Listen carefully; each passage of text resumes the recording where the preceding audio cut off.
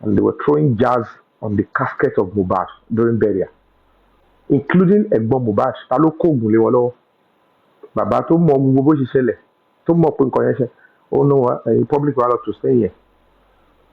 That's why they can be fooling you all of them. Mohbad ò lè rí justice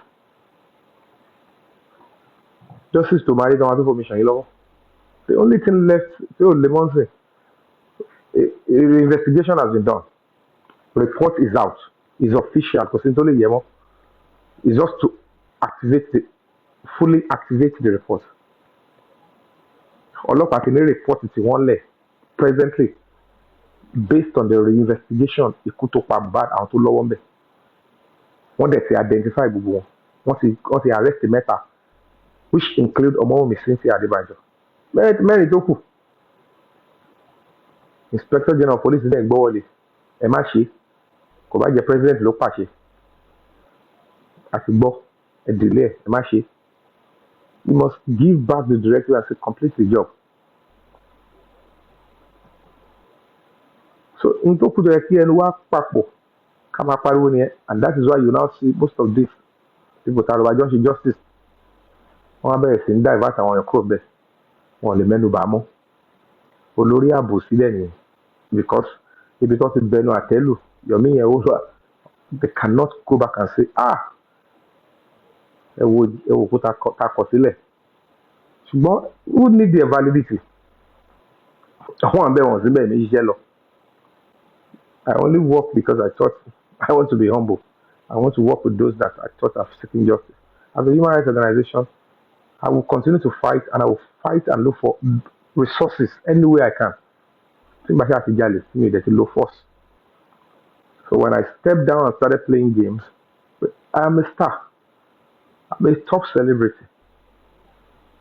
Fans know me. So they might be giving me the gift. I will use it. But then look, when they stop support, the fans that are reasonable, they prefer to use it as a gift. And I'm using it. America is Molonsi. Similar protest. Similar to Uncle American. Èèyàn mélòó ló máa fi iṣẹ́ tó ṣe lẹ̀ àwọn olótùtù burúkú lamẹ́ríkà yẹn lọ to protest in front of White House, protest in Times Square. Nítorí pé wọ́n ṣì number one there is lack of resources, number two they are also working with some media ẹ má promote the protest Yomi yẹn ṣùgbọ́n I have the platform iṣẹ́ ń lọ ó lè slow ju táriwo bá pọ̀.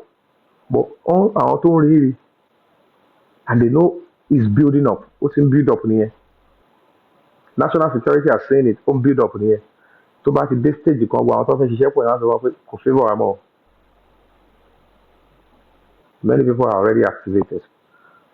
Lẹ́ẹ̀kan báyìí apá àlùgàn ò ní ká mọ́ ẹ rí i pé Nepal ní tó ṣẹlẹ̀ Nepal yẹn ó kéré. That is when the Nigerian youth will now pick on each individuals. See reports in my pé they are the ones destroying the country and they are promoting murderers and assassins, whether in police, in royalty, in government, and will go after them and they will show them the door. So see, so that's why it's very important to make sense, you know. So that's what we are doing, and that is why, as a human rights organization, as an NGO, we pursue the cause of justice the right way. That's why our attack dogs want this. Pay them and create a division in the public. The public is cool because if the public comes together and they protest again, the government will have no choice to do Mohbad's case again. So that is the job. Most of those platforms, the system here, want to encourage and create the platforms here. And you know, my pariwo, a kerujo, a mama daru, to make utology, a daru, and classified information, a pretend being paying no John justice, Kelly So any somebody wants to sooner hour, about information more, one daru. I can't be on the front line. Maybe we will actually. Can you contribute to TikTok? To donate. If you are donating voluntarily to an NGO to effect a job, you can't be asking come and sit down and be telling me to the next. Money, you can't be. I can't be putting my life on risk because some things are very sensitive. But these people or more, yeah, they just want to talk, talk, talk. They want to analyze on sensitive matters, and because I was too available to dig words out of your mouth, even the best lawyer will sorrow because if you are facing the public, you don't know where the question is going to be coming from. You didn't prepare for it. You need to prepare for God. You might still have to think before you answer. And then if you are like if your brain is not supplying, but then be on Bible me. If you are the type that you don't speak the truth, oh my God, come and so your bosom, and they will be using it against you. You mean this against you, and it's becoming like go rather. But nobody will want to go into this kind of a case. So my Lord, that's why you see most of these few people that way they are believe they are into activism on your sacro. You told it on your we just want to enter the case now. They will just walk away with whatever pàtó bá ti gbé rẹ̀ lẹ́sọ̀dọ̀ yìí gbogbo tó lóun fẹ́ ṣe tẹ́lẹ̀ tó bá lóun ṣe wọ́n àtàwọn tó ti believe náà pé nísìnyí nǹkan tó mú jáde yẹ rí walk away case Mohbad àtàrí àjànàkú ni so fighting this case against the police against the family members and against these powerful people nǹkan ṣe kọ́ ìkéré not to talk of some disgusting individuals that are double faced that we are dealing with on social media as well. Social media fẹ́ it's a pseudo world. Some of these terrible actresses náà sọ àwọn iṣẹ́ fún wọn ní sí lórí gbogbo kìíní àwọn náà wà ní fẹ́ẹ̀kà kan tó ń ṣe rádaràdà kiri ọ̀sán wọn níṣẹ́ gidi wọn ọ̀jẹ́ nǹkan tọ́ba ti tan kámẹ́rà tó máa record ara wọn kọ́ máa ṣe they can't have a life that's the only way they can stay relevant. So like I said today kéèsì méjì ló wà kéèsì Dàmọ́lá ní ọgbà magistrate court don't be surprised I would wish I'd love people to go there you can see if there is any hanky panky there. Today, Adura is supposed to be there to testify against Damola. The judge had warned. Because I was there. I was making notes as a judge, my body. So we want to see the integrity of the judiciary and that court and the judge. We want to see what the prosecutor is trying to do. You have to put your eyes on this. What's in for justice there? So the magistrate court, court 4, court 14, you see. So these are things that we have to do then. I'm going to be testifying shortly in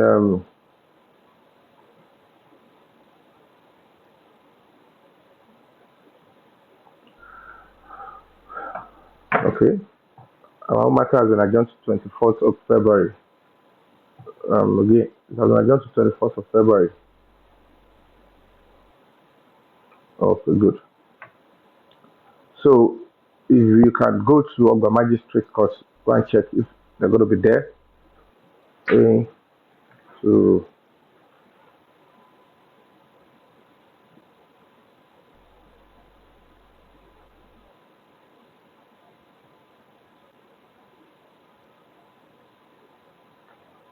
so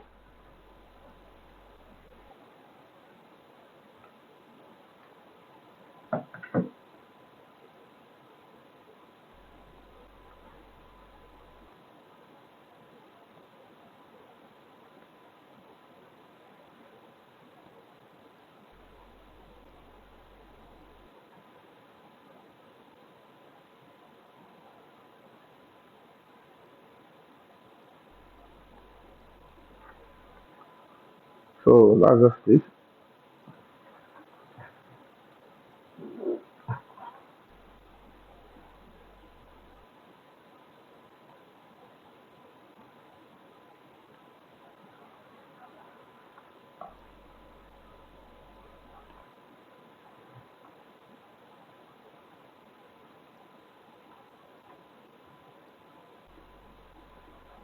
So please, you can go to Ogba Magistrate Court, so we'll be getting update very shortly on that one. We want to see the excuse Adura or the lawyer will be showing this time. That's why we're able to know who truly the judge in that court is, and we're able to, take it up to them. Because, like I said to you guys, the magistrate court case, because the Damola was a stage hostage again, and he's acting like he's already the defendant in that case. He's on bail. He was remanded in Kirikiri prison, and now he's out, so he's facing the case. But for him to get out of the case, Adura would have to act like he's not interested in prosecuting him again. Nǹkan stage nígbà tí bẹ́ẹ̀ pé wọ́n wá court a máa parọ́ fún judge ara wọn yá wọ́n ti tàn judge ẹ̀ mélòó kan kò yọjú adájọ́ lọ́ọ̀yà náà ṣe and they would now push and say they should throw away the case and that's how they thought they could deceive all of us. The commissioner of police ìgbà yẹn lẹ́kọ̀ọ́ wọ́n fi sọ ẹgbẹ́ àdúrà yẹn lọ court kẹtàn àwọn Nàìjíríà pé àti Yomi Fabiyi àti NGO pé òun ló bá Yomi Fabiyi sọ̀rọ̀ àdẹ̀ sí prosecute but they are not ready to prosecute him they just go there farajẹ yẹn díẹ̀ and they compensated him. Wọ́n fi olórin fújì tó wọ́n ṣe birthday wọ́n ṣe wedding wọ́n ṣe wẹ̀ àwọn nǹkan òjẹkújẹ just life of Mohbad ń tọ́ tẹ̀mí ẹ̀ fún nìyẹn but they will all pay because tí o rí bẹ́ẹ̀ he is already a suspect in the death of Mohbad already so he has his own stuff nothing charge òun náà wọ́n investigate ẹ̀ l'Abuja that is now being transferred that the Commissioner of Police in Lagos should finish up and advise the Ministry of Justice so that they can charge all of them to court. So we know it's going to be reluctant. Lagos State will be normal reluctant, but there is a way we go about it. Police is one in Nigeria. We only have one police command in Nigeria. That's the first headquarters in Abuja. So other places, Commissioner of Police ni IG ni abe IG ni wọ́n wà. Èèyàn kan don't darí gbogbo. So whether the case is done in Abuja or they return it back to where it is originally domiciled in Lagos, it's still the same IG. But both technicality one, it requires that the public continue to mount the right pressure on the politicians that we voted for. So call it Pachefawonti, do the right thing and don't destroy this country for us. If you don't, we'd have to decide on this. So that's the situation we have now. We have to continue to speak up. But more of this will have to be done on Instagram, where it's going to be devoid of people that have the platform for fracas, cyberbullying, and all of that. You can't be mixing that up with the quest for justice. So, for those of us that, because Sabati Jawa are the same ship, I don't think we got justice, and I don't want to be part of such things. Going forward because they tried the same thing with me, thinking that looking at the silence of the project and discourage it. She will back down. I'm not in that league. Saying we go other another mamma, all of my father is to fight this kind of stuff. So you have not only thick skin, you know, a lot more, or a lot more, and you realize eventually it's all about Shin Ẹ̀rí pé yín tẹ̀ ń finú fẹ́ dọ̀ òótọ́ tẹ̀ fi ṣe justice ẹ̀ tó kàn. They only taking advantage of you and all these people trying to our on the platform, all this arrogance of ignorance, all this and they use it to mess up their stuff. And still, you're about competition, about competition. Still, you're loving way down, and to preserve the self dignity of oneself or the struggle, it's best to move back to. As far as I'm concerned, on my own, move back to Instagram. Anybody can talk about it elsewhere, whether you are a fracas, whether you are a gentle person, whether you don't like Yomi, you can discuss whatever and do whatever you want to do on any other platform. But at least it's honorable to gradually, systematically, recuse ourselves from that platform, and then do it elsewhere that is a little bit saner. And don't forget, more people can know the current update on this Mohbad matter. A lot of people thought Mohbad has been buried. A lot of people thought the case is over. A lot of people thought it cannot get justice. A lot of people do not even know that the case has gotten to the advanced stage.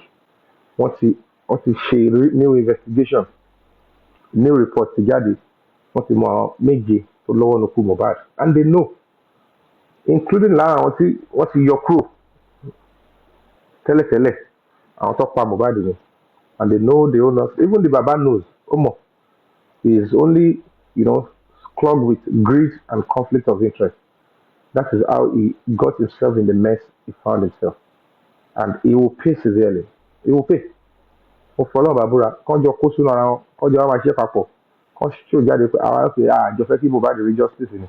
Pẹ̀lú àwọn tó pa, by the special grace of God, agbára Ọlọ́run, agbára ìlú, the public and the masses, Mohbad will get justice because public gangan ló wà aggrieved. This is not like bàbá yẹn lọ́mọ ikú. It is, we are beyond that. The sin of the year kan lọ́mọ ikú. At the end of the day, blood is not family. Ìwà téèyàn bá wù sí ẹ ló máa determine, is this your father, is this your mother, is this your sister, is this your brother? So when they show that they are your enemy, people that stand by you and do the right thing are your family. So in this retrospect, it is torn. Ẹ fàwé yẹn ya. The sin of the year bàbá yẹn ló bí ọmọ. Ẹni tó show tọ́pẹ̀lẹ̀ tó kú, tó need the voice, òun la máa pè ní ẹbí ẹ̀. So, and we have been able to establish that gbogbo wọn yẹn, àtàdúrà o, àti Wùnmí o, àti bàbá yẹn o, àti all of them, they are greedy and they've lost their stuff. And the public needs to stand true to the end and get justice for the young, innocent boy that doesn't have a voice again. He's become voiceless. So when we do that, we are saving ourselves. Torí tá bá ṣe kínní ní ọ̀pọ̀lọpọ̀ èèyàn tó nírú intention bó ṣe pa Mohbad tó fẹ́ pa ọmọ tàbí tó fẹ́ pa ọ̀rẹ́ yín tó fẹ́ pa bàbá yín tó fẹ́ pa ọmọ yín tó fẹ́ pa àbúrò yín, wọ́n á ní rethink. This society ṣe máa ń get better nìyẹn when people come together, form a pressure group to say this kind of stuff, we don't want it in our society. We say it's not about clout, it's not about because it's Mohbad, I think of, or Mohbad is going to come back to life. We are fighting for the soul of the country, and that is what the government are meant to be doing, to help the public to achieve this kind of aim. So, but unfortunately, the few people that doesn't want this thing to happen, they are thinking and they are giving them more audience than us. So we have to fight vehemently, risk our everything to ensure that this is done, and that is what we're doing. I can tell you for free, lórí Mohbad case, èyí tó le jù Nepal ló ń bọ̀, ẹ lọ kọ́lẹ̀, it's coming, and it will happen except they do the right thing on time. The public are legitimately aggrieved. As we speak, we are at 70%. And under the United Nations Convention, the public have got the right to take to the street and even ask that some set of people should leave the government and should never come back to it. But in this stage, and trust me, we are drifting into that. So some people, they don't know. Everything is being activated. International community, local people, everything. And that's why we're calling on the Nigerian army. We're calling on the DSS. You are seeing what the Inspector General of Police is doing. You cannot arrest the situation quickly. National Security Advisor, Sunni, are you are you really concerned about what is in the hearts of the people? You have to do the right thing in both cases. The simple thing, Toku, arrest the remaining 4 suspects, charge them to court. That is the directive of the presidency, and it must be activated. That is Ngotoko nìyẹn. Nobody will get justice. Wọ́n ti ṣe ìwádìí, report jáde. 3 of the suspects have been arrested, and they know what they wrote down. They know what they seen as evidence, and the case is going on. Gbogbo ọ̀dọ̀ tó ṣe ṣeré ti tú, gbogbo bó ṣe Mohbad ń bleed láago mẹ́ta, àwọn ọlọ́mọ tó ṣe fún tó ṣẹlẹ̀ tó fi bleed láago mẹ́ta. So the power mẹ́ta rush jáde, on long wá pharmacist, maybe they can do something after tó ṣe tó ṣe. So whatever it is they have done, ọmọ yẹ́ wà ń bẹ̀, ọmọ bàbá ẹ̀ wà ń bẹ̀, gbogbo ẹlẹ́bọ̀dẹ̀. Wọ́n tún láwọn tó jáde láago mẹ́ta òru gan, ẹni pé kò sádùúrà ń bẹ̀. Bàbá Mohbad yẹn dẹ̀ ń ṣe bí olórí burúkú kiri. Ṣé àwọn èèyàn láwọn yẹn? Ìyá Mohbad yẹn dẹ̀ wà ń bẹ̀ yẹn. Wọ́n ní Mohbad ń bleed. Wọ́n lọ wá pharmacist láago mẹ́ta. Kò lọ. And we talk about that Russia, look at the way they are all doing. Where is it? And he's still sitting on Mubarak's money. Where no? That is not family. It is time for us to stand against this kind of stuff. That so I don't talk to family, then your life is not safe around your people. Shall we beat you or not? Will people not be scared to be loyal to the family and parents again? Ṣé àsìkò tó kan Yorùbá ní gbogbo àwọn ìjálù nǹkan burúkú náà rẹ̀ ṣẹlẹ̀? Àsìkò aṣíwájú ni a máa rí ọmọ 23-year-old tó lọ́wọ́ nu kó ọkọ ẹ̀ tó dẹ̀ tún mú aṣọ funfun àti oògùn tó sọ sójú orí in broad daylight. Ìjọba ìdẹ́ sọ pé ẹ bá bò ẹ fìjọba wa bò. Ṣé àsìkò tá a fẹ́ máa rí rè? Ṣé bí àwọn òbí ṣe ń ṣe tí ọmọ bá kú àsìkò tá a fẹ́ máa rí rè? Òbí bàbá àti ìyá Mohbad ṣe ń ṣe ṣé àsìkò la fẹ́ máa rí? Bóyá sáré lọ sin òkú yẹn láàrin kò pé 24 hours o. Bàbá tó náà orí ẹ̀jẹ̀ ṣé àpá ọwọ́ tí wọ́n fi hàn wá yẹn tí commissioner of police hàn wá yẹn òun ni ẹ̀jẹ̀ tí bàbá yẹn lóun rí lórí duvet ṣùgbọ́n singlet tí Fọláṣadé lóun rí. So ẹni tó bó òkú ọmọ ẹ̀ tó ti tẹ sílẹ̀ lábẹ́ staircase tó rẹ́jẹ̀ lókè tó pọ̀ tó dẹ̀ dìbànlẹ̀ kò ní wo ibi tẹ́jẹ̀ ti wá. So àpá yẹn ni téèyàn bá tiẹ̀ kàwé kárí ẹ̀ máa gbọ̀n. So àpá yẹn ni ìwọ máa rò pé àpá ilẹ̀ wa ló fa gbogbo ẹ̀jẹ̀ yẹn. So àpá yẹn náà ló fà tí nọ́ọ̀sì wa mú abẹ́rẹ́ wá tó gun ẹ̀ẹ́dẹ̀ fojú rí nọ́ọ̀sì tó gún ọmọ yín lábẹ́rẹ́ oró mọ ohun tó wà ní injection lè torí pé abábìnrin mi mọ̀ ẹ́ rí o ọmọ mi ò rí ẹ rí o treat ọmọ mi rí kí ló fi sínú injection ta ló pàdé ẹ lójú ọ̀nà gbé mi sọ̀rọ̀ ṣé ń dúnkòkò mọ́ ẹni èmi mo lọ́mọ má jẹ́ kí ìyá ìjẹ́ mi gbé fojú rí nọ́ọ̀sì until lẹ́yìn ọdún méjì but meanwhile ẹ lọ nígbà tá a pariwo ọlọ́pàá náà mú nọ́ọ̀sì wọn ló lo oṣù mẹ́rin police station bàbá tó lóun wá justice òfojú rí nọ́ọ̀sì ẹ̀dẹ̀ jókòó ẹ̀ ń wò ṣé n tẹ́fẹ́ fìlú ṣe nìyẹn. Is this what the Inspector General of Police wants to cover up? ẹ̀yin lè máa kọ́ ṣe IG in an open case like this. You don't accept this nonsense except this is what you want to vote to happen to your child again. If this government fails to arrest this situation and give justice for Mohbad, any attempt to go out and vote, you are voting for similar things to happen to you, to your children. You go to watch the because this is a very powerful, loud case in this current spectrum. So you have to think, ṣé ohun tí mo fẹ́ lọ dìbò fún nìyẹn? Ṣé ohun táwa Yorùbá fẹ́ sí president? So we have to understand. And if the president is saying, I am not part of it, and these people are saying, ẹ̀yin lẹ́wà ń di ẹ̀ o. If the president cannot walk and say, do this and get this justice and clear my name out of this nonsense, if the IG is not acting like ṣé ẹ̀ ti máa rí pé president ló ní kí n ṣe ohun tí mò ń ṣe ṣé tó bá jẹ́ pé president ní interest ni mo máa ṣe báyìí wọn á dẹ̀ wọn ní ti sọ̀rọ̀ wọn ní ti yọ mí dànù. Then it's time for the youth to understand that we are dealing with a terrible situation. You have to decide when it gets to a stage. This year we have to decide, and that is what we're saying. That is where you're going to be putting your vote next. In your votes will mean bó ṣe pa Mohbad o mo tẹ̀ka wọ́n lè pa mí kọ́ pọ̀ ọmọ mi náà bẹ́ẹ̀ irú ìjọba ta fẹ́ nìyẹn. Then so shall it be to all of us. And those of you that will say no, this is not what we want. It's too obvious. So you have to decide because you realize that pẹ̀lú gbogbo àwọn tó kọ́ ẹ̀mí anybody ojú anybody lójú. And if you want this to stop, it will stop because Nigeria, it can stop. Kò sílùú tí wọ́n fẹ́ máa pààyàn kiri báyìí. It is the people that stop it. Don't rely on the people, politicians to stop it. Ẹ̀yin lè máa jáde, ẹ máa fi Olúfimọ́ stop this nonsense. Gbogbo ẹ̀kọ́ lè máa ṣe ìbẹ̀rù. You have to stand up. For example, if Salo, tó jẹ́ pé he is one of the top voice on TikTok nígbà yẹn, tó bá sọ̀rọ̀ tó dìde pé ohun tó ṣe fọ́mọ ẹ̀ ó wrong. Ṣèbí tó wáyé kó sọ̀rọ̀ nígbà yẹn wọ́n náà máa yìnbọn. Ókè kò wá sọ̀rọ̀ kò jà fún ọ́ yìnbọn sí ó wá wọ́n báyìí pé ládùúgbò bí gbogbo ṣe wá ń fún òun yìí ṣe gbẹ. So irú understanding wo la ní with social media? Ó wá ń ka lára pé so kò séèyàn kankan tó dìde. That is why we need to play a part. Gbogbo ìta ìṣe lórí social media ẹjọ́ ṣìkà. We need to understand that we need to be part of an active NGO. Ẹ finú fẹ́dọ̀ ẹ fi ṣe torí ìlú yín ni. Ẹni tó máa kàn lọ́la kò sẹ́ni tó mọ̀.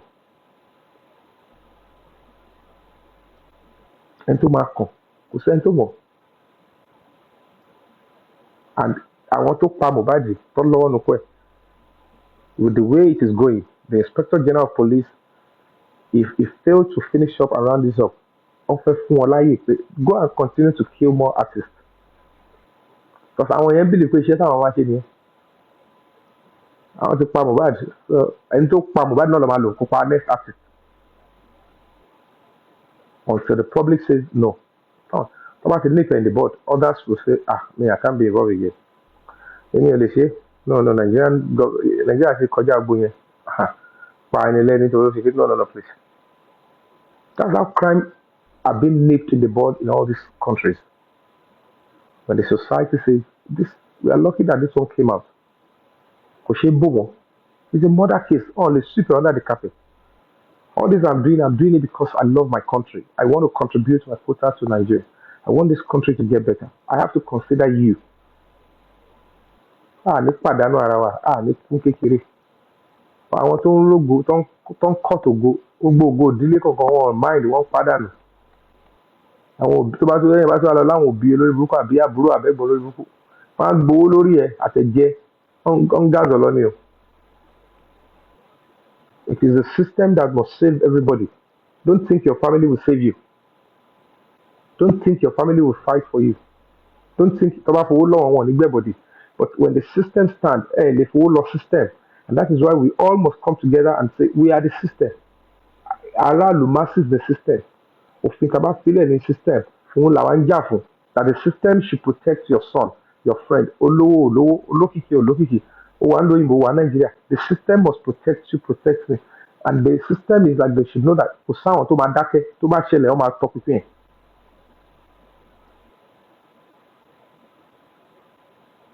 Ohun tá à ń ṣe lọ́wọ́ yìí nìyẹn, and this is what we're fighting for. And that is what you should stand up and join us to fight for. We're not backing down. Very shortly, we're going to be protesting. I'm going to be announcing the date. We're going to be protesting heavily in front of the Nigerian embassy in Canada, in Ontario here. Or Ottawa, Golowa. We cannot back down. When you want justice, you must be persistent. You'll be repetitive. Ó máa tẹnu mọ́ sí tọ́ máa fi ṣe ohun tó fẹ́. Tá a bá ti dákẹ́ ni nígbà tí Bukky Jesse yẹn tó ti sọ pé wọ́n ní kéèsì láti zone 2 sí pàǹtí padà. Ó ní is end of discussion. Títà rẹ̀ ló sọ. Èpè àti ègún ara ẹ̀ títí ẹ̀ ló sọ ńgbà yẹn. Àwa tá a mọ̀ pàápàá wà front line. Tí ò ń ṣe pé agogo ẹnu là ń lù káàkiri. We are diligent, we know what we are fighting for. We don't need money to push us to fight for it, what we say we are fighting for. The voice we want to give. We pursue, we continue. The risk were there. Irú wọn yẹn bí kò ti arrest wa kò ti mọ́ta wa sẹ́wọ̀n ni. Irú wọn yẹn bí kò ti ṣe wá báṣubàṣu. Irú wọn yẹn bí kò ti torture mi ni.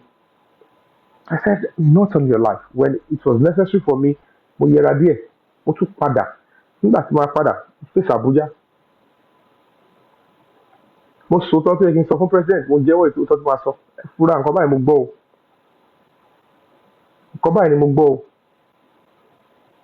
Mi ò lè tàn yín o. Ẹ tún wo new lead yìí, ẹ wò nǹkan tí wọ́n ṣe ní Lagos State. Tí mi bá fèsì wọn Lagos State mi lè lẹ́nu ọ̀rọ̀ ńgbà yẹn tí mo competition yẹn sí Abuja. Because experience lèmi ń lò pé ibi tó máa ṣiṣẹ́ ń tẹ̀lé ni. Òun ló gbogbo àgbáyé, world leaders, top activists, top musicians, wọ́n máa ka story yẹn tó bá yá. This, it followed every step. It shows this is what the government were trying to do. And they ordered a review. Ẹ wo ohun táwọn ọ̀dájọ́ ń ṣe because they just want to hijack it. Àwọn kan wà, they are looking for that glory. Àwọn kan wà, ẹ lọ gbàràdà. Àwọn kan wà, ẹ lọ pín. Ẹ má yẹ kẹ́nu public kò. Tí n bá fọ́ bó ṣe ń borúkọ mi jẹ́ yẹn tó ń parọ́ olè bá. I would have failed Mohbad. I would have failed the public. I would have failed the temple of justice. I would have failed. Ohun tí mo dìde jí ní jí ayé rẹ̀ pé ohun tí mo fẹ́ dá padà sí orílẹ̀-èdè Nàìjíríà ni. I'm 40 something, bí ẹ̀ máa tó 50. And by the time I get to that, what will be my contribution? What will be my contribution?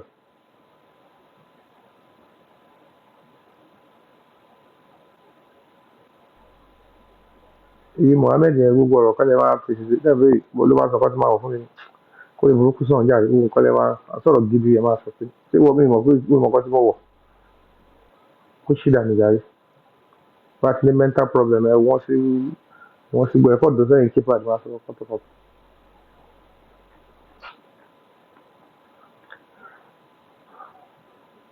So it's quite important for you to know. Ẹ wo gbogbo role tí jẹ́ yẹn play ọkọ̀ ìfẹsìnàṣí kò ṣe tó yẹn wọn rí fídíò bí tó ti parí ìfẹsìnàṣí. The government took it serious. Ẹ wo bá mi ṣe ṣùgbọ́n anything tó bá ti involve jẹ́ Ìyábọ̀ yẹn tó bá ti ráwọn alágbára kan á máa ṣe bẹ́ẹ̀ pé òun lòun lágbára. She always eyes tó bá ti kó àwọn kan ti ní interest ọ̀n pé ọ̀yà bá a lò wọ́n gbé ṣẹ́wèé lọ àwọn àti bẹ́ẹ̀ pé òun lòun lẹ́nu bẹ̀. Because they take control of social media wọ́n ti lé oríṣiríṣi fake account wọ́n ṣe orí burúkú wọn.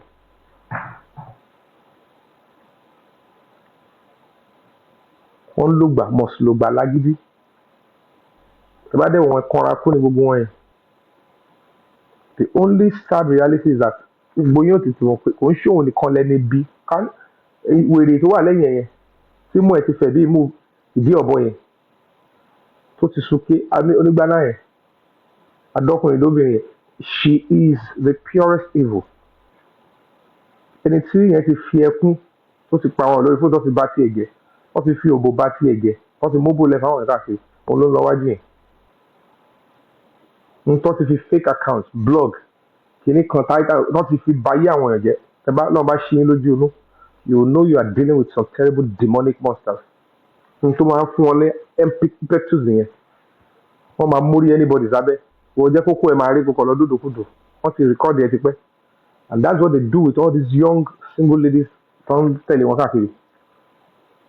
They put them in the WhatsApp group they teach them ọmọdé bá fẹ́ lówó they use fake accounts to be talking in that group. Ẹ bá fẹ́ lówó this is the modus of operandi pick on these people tẹ bá wọn kò jẹyàn tẹ bá rí kó ti jẹyàn ẹ set camera yín ṣe kọ́kọ́ ẹ yà ní òwò ọkẹ ìyá bó ṣe ń bá yín sùn ó wá bẹ́ẹ̀ máa send ẹ̀ sí ó máa san oyin lọ́jọ́ kú ni tó bá tó bá jẹ́ ẹni tó lọ wà mẹ́ẹ̀ tó lẹ́nu gọ́ọ̀mẹ̀ntì kò bá jẹ́ gọ́ọ̀nà ni kò bá jẹ́ kíní ẹni tẹ bá fẹ́ bá tiẹ̀ jẹ́ ẹ lọ́ máa takú sí lọ́rùn. They will be doing your bidding and they stage social media that gbogbo àwọn ọmọ tí wọ́n níṣẹ́ lọ́wọ́ yẹn pẹ̀lú àwọn náà wọ́n ti create fake accounts wọ́n ti ní many several fake accounts. Most of these blogs àwọn lọ́ní wọ́n ti create oríṣiríṣi lórí Facebook orúkọ artist ní wọ́n ti fi create accounts wọ́n fi control social media space. So bọ́ńṣọ́ọ̀ṣì àwọn wá rí account tó máa polówó wọn pé wọ́n ṣe dáadáa tó máa trend bí lẹ́yìn fún láìpẹ́ ìyàbọ̀ irọ́ ni o ní ìta gbangba mọ̀sùlù gba lágídí ni social media and that's the èmi ò lè kọ́ ní báwọn máa ṣe borí burúkú yẹn. Nígbà tó ká liz láàlú náà bẹ̀rẹ̀ pé tó bá lẹ̀ ya wèrè máa jẹ máa mú fún yín direct ni èmi kọ́ lè máa fi tè náà bá ṣe jẹ́ ẹ máa gbúyàn toothpick they are the invisible ogun ọ̀tẹ́ ní tán àwọn aláwa ń bẹ̀ that's what they do. Mo dìrí ìdá máa jẹ́ mo ní pé ọlọ́run ní jẹ́ I will never stoop that low in my life. N tó wà brain mi tó ń bẹ̀ mí ta kọjá gbogbo yẹn àwọn ajíkò gbogbo spégi celebrity máa fẹ́ wà ìwọ ló ń ṣe dáadáa tí ó lè bá ṣe jẹ́ tó bá ṣe tiwa ajẹ́ ká ṣe bẹ́ẹ̀ pé èèyàn kan ọ̀dà they will force different narratives wọ́n máa fi ọwọ́ bẹ̀ lára they just want you to react ìyẹn ló máa gbé lọ sí platform títí àwọn blogs for the create ẹ̀yin máa bá àwọn media rẹ̀ wọ́n máa bombard the comment section and they will be typing nonsense and then few of the innocent of you will join them n tó ń pè ní cyberbullying n tó ń pè ní cyberstalking n tó fi hijack the social media ni so even bí ó ṣe ń ṣe jábàjábá tó yẹn wẹ̀ wọ́n ní ready made blog tó lè change the narrative tó bá sọ fún ẹ pé Jésù ló pè tó bá ní àní Jésù kọ́ wọ́n ní bọ́yìí máa ṣe tó máa sọ pé èṣù ló pè èṣù yẹn ló lè máa sọ àwọn ẹlẹ́ẹ̀ máa tẹ̀lé so wọ́n tó bá fẹ́ ṣerú ní táwọn ṣe yẹn ìsílẹ̀ àkówọ́ náà lọ quietly kò máa operate bẹ́ẹ̀ yẹn kẹjọ máa bẹ̀rẹ̀ ara yín ní quietly or kò gbójú jáde kò máa fáyà wọn ṣùgbọ́n ọ̀dọ́ bá ti gbójú jáde ìwọ yẹn láyé ọmọ bọ́yìí máa yí ẹ̀yìn ayé sí ẹ pé òun ṣẹni tó da aláṣejù ni ẹ and that's why wọn ò ní mọ̀ pé wọ́n ti finger brain yẹn and you have to be forced to start reacting. So that is how these people operate. And èmi ò lè máa fọ́ fún ọ̀rọ̀ bẹ́ẹ̀, wọn ò lè máa fọ́. Mi ń ṣe actor tó jáde ní ayé social media. I didn't build my name. I didn't rush my name from social media. So ẹni tó bá build orúkọ ẹ̀ tó lórúkọ tó social media wà bẹ̀rẹ̀ pé social media máa gbà. Ìwọ tó bá build gbogbo náà lọ́dọ̀ máa sọ. Just like when some few people believed the nonsense they were saying about me, wọ́n wá nǹkan tó lè sọ nípa mi guys, but I just sọ̀rọ̀ báyìí. Nǹkan àwọn wò náà ni pé ìwọ tó bá ti believe owó ẹ̀ kò believe ni. Because I cannot, èmi kọ́ mo raise àwọn èèyàn, èmi kọ́ mo tọ́ wọn. So some people doesn't have a mind of their own. Any little thing. Wọ́n bá ti pọ̀ jù ẹ lọ lórí social media. Mi ò lè máa bá wọn sáré gbọdọ̀ sí. I have my page, I will speak my truth, I will continue what I'm doing. Agility tó wà lọ́kàn tèmi, mo ti fẹ́ ṣe ni máa follow. Kò bá ní o súnmọ́ mi, ọ̀ bá gbé ẹ kó súnmọ́ mi. Wọ́n ní kí lọ mọ nǹkan tó ń ṣe, ẹlẹ́ka máa fi bò. Tó bá yá yín ló máa sú. Nígbà kéèsì bàbá Ìjẹ̀ṣà, látòrí Davido lọ́lọ́ gbé dìde. Gbogbo àwọn wèrè táwọn dáadáa yẹn. Kìnní kan tọ́kẹ́ má fi wá gbọ́n. Wọn náà ló bá wọn jẹ́yàn. Chloe gbogbo àwọn onídọ̀tí yẹn, wọ́n kàn sí bálabàla. Because they all believe, ó rò pé gbogbo little orí ọ̀fẹ́ tó ní pẹ̀lú TikTok tó ń ṣe pẹ̀lú èrè onígbáná lọ́jọ́ ń pè wọ́n káàkiri ọjọ́ ń ṣe orí burúkú yẹn. Wọ́n dẹ̀ tira wọn wọ́n dẹ̀ bá wọn máa jẹ lọ. Mo pọ̀ lẹ́rù náà lọ ṣe jáde tán bẹ́yẹn. Yomi pọ̀ lẹ́rù o. Yá ẹlẹ́ ogun wọn kẹsàn-án tó wà lórí ṣé ń tèmi. Èwo nu wọn la wá rí gbà táwa fi kọ́lé. Nígbà tá a ṣe sọ pé à ń ṣe dáadáa tán wà àárí èèyàn kọ́lé, èèyàn lọ́wọ́ tọ̀, èèyàn ṣe kankan. Ọlọ́run á sọ pé ó ju gbogbo yín lọ. Mo tún kọ́lé, mo tún kọ́ gbé, mo tún filẹ̀, mo tún bẹ̀rẹ̀ sí jà fún Mohbad. Gbogbo ọ̀nà ló fi jẹ́. Gbogbo wàhálà tó gbé Lagos State ṣe lórí kéèsì lórí bàbá Ìjẹ̀ṣà, Lagos State bí ìṣọ̀pá àwọn ọ̀fun gbẹ. Olórí burúkú èrè onímú òfìò nígbà náà lọ́ọ́ ló ń bá rìn lábẹ́ tó fi. And all those nonsense that they were doing. Wọ́n kàn tẹ́ káàkiri. Gbogbo ariwo tán àṣírí wọn máa tú. If I don't sacrifice the way I sacrifice, ẹ̀mí tó máa ti sọ dànù, wọ́n máa sọ ẹ́ dànù nínú ayé. Ṣé mi ni mo ṣèdájọ́ kéèsì bàbá Ìjẹ̀ṣà? Ṣé mi ni mo lọ blọ́ọ̀kì Lagos State government pé ṣèbẹ́lẹ́ ní ẹ̀rí pé bàbá Ìjẹ̀ṣà bọ́mọ sùn tó jẹ̀bi? Báwo ni odidi ìjọba ṣe ṣe kéèsì tẹ́ẹ̀ rí ṣe? Ṣèbá ń sọ fún yín gbà yẹn pé wọ́n pákéjì kìíní yìí. Ìbọn lọ́wọ́ agbára náà lọ fi rí ìtọ́ fi rí mú jáde ẹ̀fọ́ sí ọgbọ́n lọ́mọ adá sí. Yet ó tún jáde àtúnṣe òótọ́ pé bẹ́ẹ̀ni tún lọ sí appeal court. Wọ́n dẹ̀ fa gbọ́ ẹ̀yọ́ kókò síbi tó ti bọ́ ọmọ kékeré sùn. The only thing was the trap tó set, the princess set. Tẹ́gbọ̀n dẹ́wọ̀n pé trap ni. Ó dẹ̀ lọ ẹni tó young adult ló lò. Ó dẹ̀ change age ẹ̀ wọ́n fẹ́ gbà. Wọ́n wá pedophile kiri. And I will continue to speak my truth. Because all those nonsense, don't package join. It doesn't have propensity in law. Prerequisite for that action is error. In a sane society, the table should turn. Princess should be in prison by now. Pẹ̀lú gbàgbọ́ wòye tó kóra wọn àtàwọn tọ́ọ̀gì tó lò. Wọ́n fi tọ́jú ẹni lẹ́nu. Actor wo ló máa lọ tó ti ń dó ìyà. Tọmọ náà wá ṣe sí ẹ̀. Tí nǹkan jágbàlagbà nínú ilé ẹ̀ tó wá ká wọn papọ̀. Wọ́n ti fẹ́ máa kí ìsànṣe gbẹ̀. Tó máa mú kámẹ́rà dání. Tí ò ní máa bẹ̀bẹ̀. And they used all those nonsense. Ṣé yẹn làwọn máa ṣe? And there's also rubbish. You cannot abuse the law. Tó pọ̀ tó yẹn. Kò wá ní lọ sí law court kò validate it. You groom any 14-year-old. Sorry, 14-year-old. Grooming a minor to go and do that is punishable with life imprisonment. Recording sexual activity of a minor is child pornography. Coercing the child pé gbé ara ẹ̀ dúró.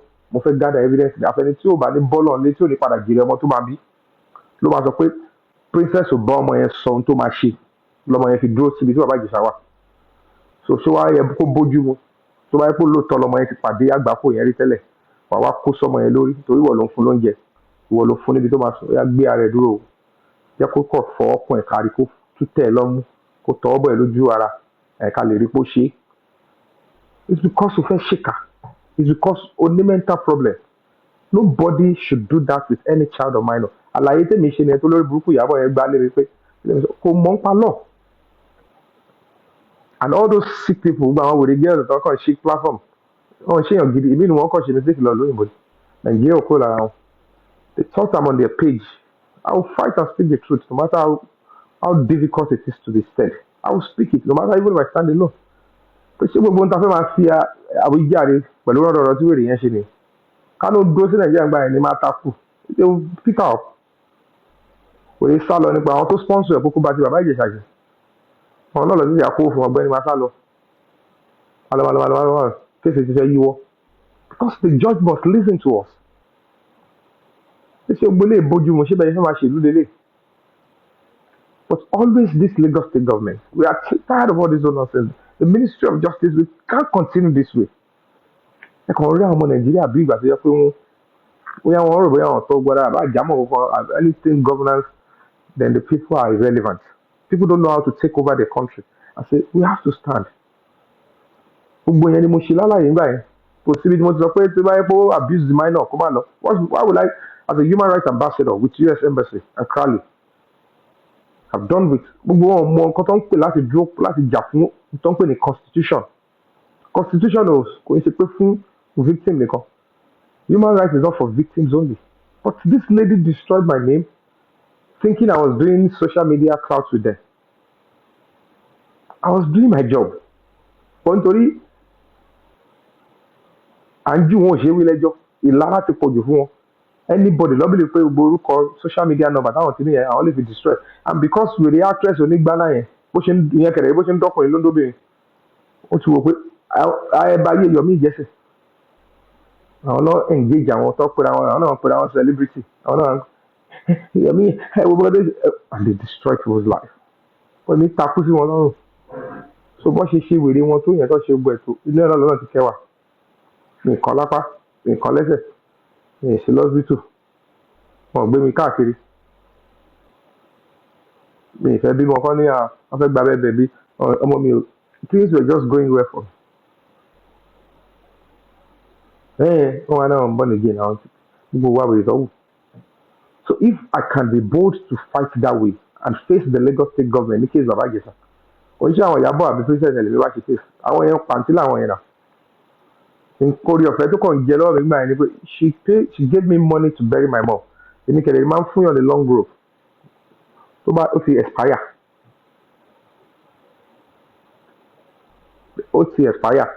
Wọ́n sì ń gbọ́ olùbọ́ta àwọn ìṣẹ̀lẹ̀ sọ pé ẹni tó support ẹ fún bẹ́yà àwọn náà ti rí wọ́n ní pé mo try to mo pẹ́ gbogbo ìgbà tí ẹ fi gbé ṣe case kí n sue ẹ̀ sí court wọ́n ní no. Èèyàn tó ràn mí lọ́wọ́ láti sin ìyá mi ó fẹ́ bò mí láṣìírí ni. Èmi lárò jinlẹ̀ òun rẹ̀ bí amò fọ́ fún òun kò ń ṣe eré òun yẹn.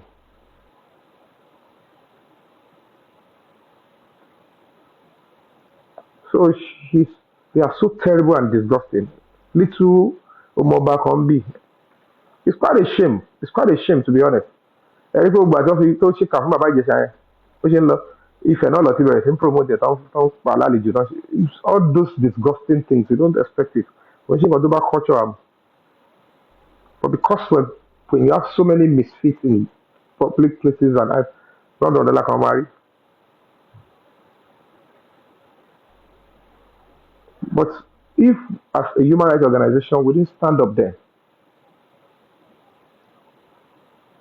and look at that tone back 16 years, 16 years. The question to the bẹ̀rẹ̀ ara yín ni pé nígbà tó máa dájọ́ ńgbà yẹn tí tóun yẹn ṣe bí wèrè ní kóòtù ṣe gbọ́ ẹ̀kọ́ ó bọ́ sí kọ̀ọ̀ ní ṣé ìtàwọn tó dé òtún fẹ́ tu. What I want is go to appeal this case.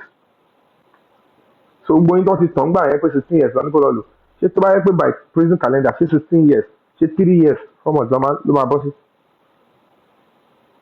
But tó bá sọ fún wọn gbà yẹn pé tó bá yẹ pé ọ sòótọ́ pé nǹkan tó dájú ẹ̀ gbà yẹn nǹkan tó ní kó lọ lò nìyẹn ayé máa ti rí àríṣà gbà yẹn pé wọn ó dà yẹn pé kóòtù yẹn kàn fọgbọ́n ṣe ni wọn fẹ́ look like wọ́n fẹ́ dẹjọ́ yẹn nù fúlẹ̀ ọlọ́fin máa yẹn pamọ́ ni torí alápèta. They just put him there. Plus, save your head and let this thing go. but yet wọ́n ti jáde náà wọ́n tún yí mọ́ mi lọ́wọ́ àwọn wèrè tún lo gbogbo blog wọn and they are deceiving all of you. ṣé nítorí owó náà ni mo ṣe ṣe yẹn? I have a role to play in my country. tó bá ṣe experience tó bá ṣe òótọ́ ló ti wọ́n fi ń ṣe mí ní I can't go this far. kò ń ṣe pé mò ń ṣe gbéraga kò ń ṣe pé mò ń gapá síjọba kò ń ṣe pé mò ń sọ láti impress bàbá Ìjẹ̀ṣà. He has nothing on me. I have worked with the best comedian. tó jẹ́ pọ̀ ọ̀gá ló jẹ́ bàbá Suwe is ọba so kò sí pé mo fẹ́ fọ́ fẹ́ anybody. I'm just helping the way I can help. And if people need the voice, I give them voice. And people need the support. I can stand up for police officers. I want to support. Mo ti dúró family. Mo ti dúró fún àìmọye obìnrin. Àìmọye ọmọ ni mo ti jà fún. Even against their parents. I have done so many volunteering work, campaign against rape, against abuse of women. See me Ogbakabo. In and outside Lagos. And I will continue to do it. So the way things work in Nigeria, about tell our social media, you people are like it to fake you. Lóòótọ́ ilé ayé boring but ẹ láti understand pé gbogbo ohun tẹ́ ń ṣe yìí ẹ máa padà sílẹ̀ fáwọn ọmọ lọ.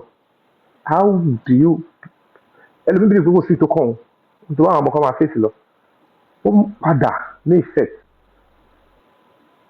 Torí ẹlòmíì mọ̀ bóyá tó ń bá kú màálù lòún máa dì. So fúnra ẹ ló máa rí. Ọ máa sọ ẹ́ sínú compound wá rí bó ṣe ayé àwọn ọmọ ẹ̀. Ẹlòmíì lè jẹ́ aláǹgbá ni. Wọ́n lè máa ẹlòmíì tó máa rìn káàkiri wo ojú ògiri.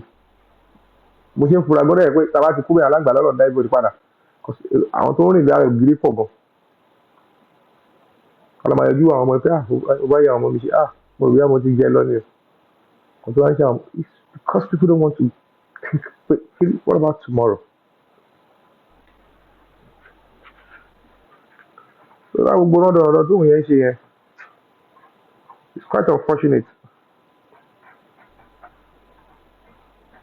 Gbogbo nǹkan tó ń ṣe káàkiri nìyẹn. Òun ló ṣe ká gbogbo lára pé Ọlọ́run má lágbára orí olóríire nídìí tí ẹ̀ tíátà wà. Ó yẹ pé a mọ̀ pé ó ń fún wa problem jù. Òun ni láti kó owó jọ láti kọ́ ilé. Ìgbéraga yẹn ló wọrú Ìyábọ̀ yẹn gbà yẹn ló fi sọ̀rọ̀ sí àwọn bàbá ọlọ́pàá náà gbóhùn ẹ̀. Ó rò pé òun ti ra lé. Ayé ti rí pé òun ṣe kinní. So ọ̀pọ̀lọpọ̀ wọn ò mà nínà. Ó ti fojú ka sẹ́yìn. Àwọn ohun Ìyábọ̀ tó yàn ṣáà ti kọ́lé. Ògbọ́n yàn ti kọ́lé. Ètò ti kọ́lé ògbọ́n yàn ti kọ́lé. So òun ti arrive jù wọn lọ. Òun lè destroy Yomi. Òun ló ṣe abẹ́ ẹ̀ ná tán. Wọ́n tẹ̀lé àwọn ọmọ tó ń tẹ̀lé àwọn oníkìní kiri wọ́n àwọn ọmọdé náà ló ń tẹ̀lé àwọn olórin náà àti cocaine náà gbogbo ẹ̀ lọ fún fàkàkiri. So kìíní yẹn ti wò they are start calling them wọn ò mọ tó ń bọ̀ fún wọn. Gbogbo bírígì product jáde wọ́n sáré hijack ẹ̀ wọ́n á tọ̀nù against ẹ̀ wọ́n lọ bá wọn bá mi jagun. Ayé ìgbà tí mo gọ̀ ni mo bá yín máa wò pé let me fight back or speak something rárá ìwèrè.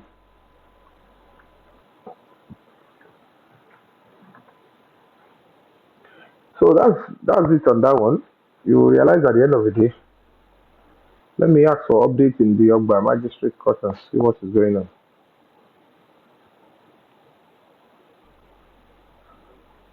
So I just hope and pray.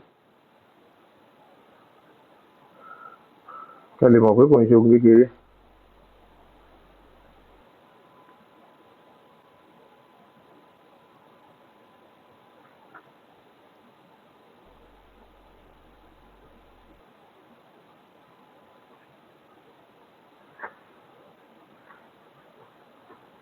So we are very close to justice for Mohbad. Like I said, gbogbo ìtàn sọ yìí náà. Kéèsì ó ti débi tó ti lápẹ̀rẹ̀. Most of the suspects are in Lagos. àlàyé tó ṣe fún wa ní pé since tí a ti complain pé kò sówó àti máa arrest àwọn suspect wíwá ariwo àmú suspect àwọn ra tíkẹ́ẹ̀tì àwọn yẹn náà ń gbowó pé ká avoid gbogbo yẹn kí wọ́n gbé kéèsì yẹn lọ sí Èkó so that àwọn máa pàṣẹ fún commissioner of police. The commissioner of police in Lagos will be given that instruction to finish up the investigation on behalf of the inspector general of police, and then they charge the case to court. That is the excuse and the explanation that was given to our lawyers in Abuja. But as a human rights organization and the Nigeria that we know, 50-50, we will know certainly it's likely an attempt to cover up. Because by now, we waited and waited for action. We have written, we had nothing. And that's why we are now asking and demanding that the right thing should be done, because information reaching us is that they are trying to also cover it up again. Or not, they can't cover it up. The case will go to court. Kò sí ìyá federal government ni tó bá ti yá presidency tí a bá ti da presidency láàmú dáadáa táwa náà come they will go back and say we gave you an instruction, what is going on? Àwọn akọ́lá máa lọ investigate náà àwọn níjọba tó fi síbẹ̀ àdẹ̀sí nǹkan báyìí nìkan lọ sí ẹ̀yin ní professional tó wà bẹ̀ àlàyé tó bá fún wọn gbà pé okay now we are saying we want 2 weeks ó máa affect wa because that bá ṣe eat policy ó máa da ìjọba and that's why we need our cooperation and our unity. So that is what we're doing. So it's not because àwọn tó ń ṣe bàjẹ́ àwọn náà lè máa try láti fẹ́ máa kọ́ máa 230 day àwọn náà máa tún lọ dé padà ní bó ṣe ń ṣe nìyẹn tó bá dé stage kan bí ó níbi tá a máa dédé wọn ò ní lè jáde mọ́ pé ẹ̀yẹ́ àlọ́ tù because they are inviting a big onslaught against the government, and it could lead to something terrible. So nǹkan tó ń pè ní pé èèyàn ń pursue cause of justice nìyẹn. So to a layman to ẹni tí ò lẹ́mìí tí ò lọ́kàn tí ò tiẹ̀ really wá justice ọ̀tọ̀ yẹ pé ọ̀nà ẹnu méjì ló fi wá justice a ní justice for Mohbad ti tán ṣùgbọ́n àwọn tó ń ṣe wàhálà tó mọ̀ bí nǹkan tó ń bá wọn wọ́n á mọ̀ pé with this human rights organization and determined public justice eléyìí gangan ó sì fẹ́ yege ni ó ti fẹ́ bọ́ sílẹ̀ ó ti fẹ́ jábọ̀ ní tó ń bá àwọn ò lè sùn àwọn ò lè wò but this agent tó ń lò lórí social media fẹ́ẹ́ gbóyún tẹ́ ẹ̀rọ pé èèyàn gidi ni wọ́n you realize that they will just be trying to discourage you and don't listen to them. I don't care who the person is. Mi ò sí level máa ṣe nǹkan kí nǹkan máa fẹnu bàjẹ́. I've risked too much. I've risked my life, my career, my child, my properties, my name. You know, I've risked my comfort. It is part of our job, truly. About why lójú ogun. If you're fighting like this, àti sùn, òforísínúlé, òṣèpàtì, ayé ẹlẹ́ máa yọ. Mandela, 27 years of his life, he stood by what he stood for. Ó padà fún un. Several other justice seekers, late Fela Anikulapo Kuti, kò pa òun dà, kò change òun. That is why after 27 years, gbogbo àwọn tó jẹ́ sex ló jẹ́ bàbá bíi tiẹ̀ àti ẹ̀mọ́ ọ̀jámọ̀ kan. He still continues to be relevant and his messages are there. That is what some people want to mentor. So tabajo wa papọ̀ for me pé bóyá I've lost my focus. Èmi ò ń ṣe owó. People voluntarily supporting a project like this, the NGO, are respected. I value them. But it's not an excuse for any donor who has submitted Dafuda for Mafini Wale, which was built for over 2 decades, 20 something years. Tell me go take him on life in life. So if you cannot respect and put value to what I have built with my life and career, then you have no respect before me, no matter what you give. And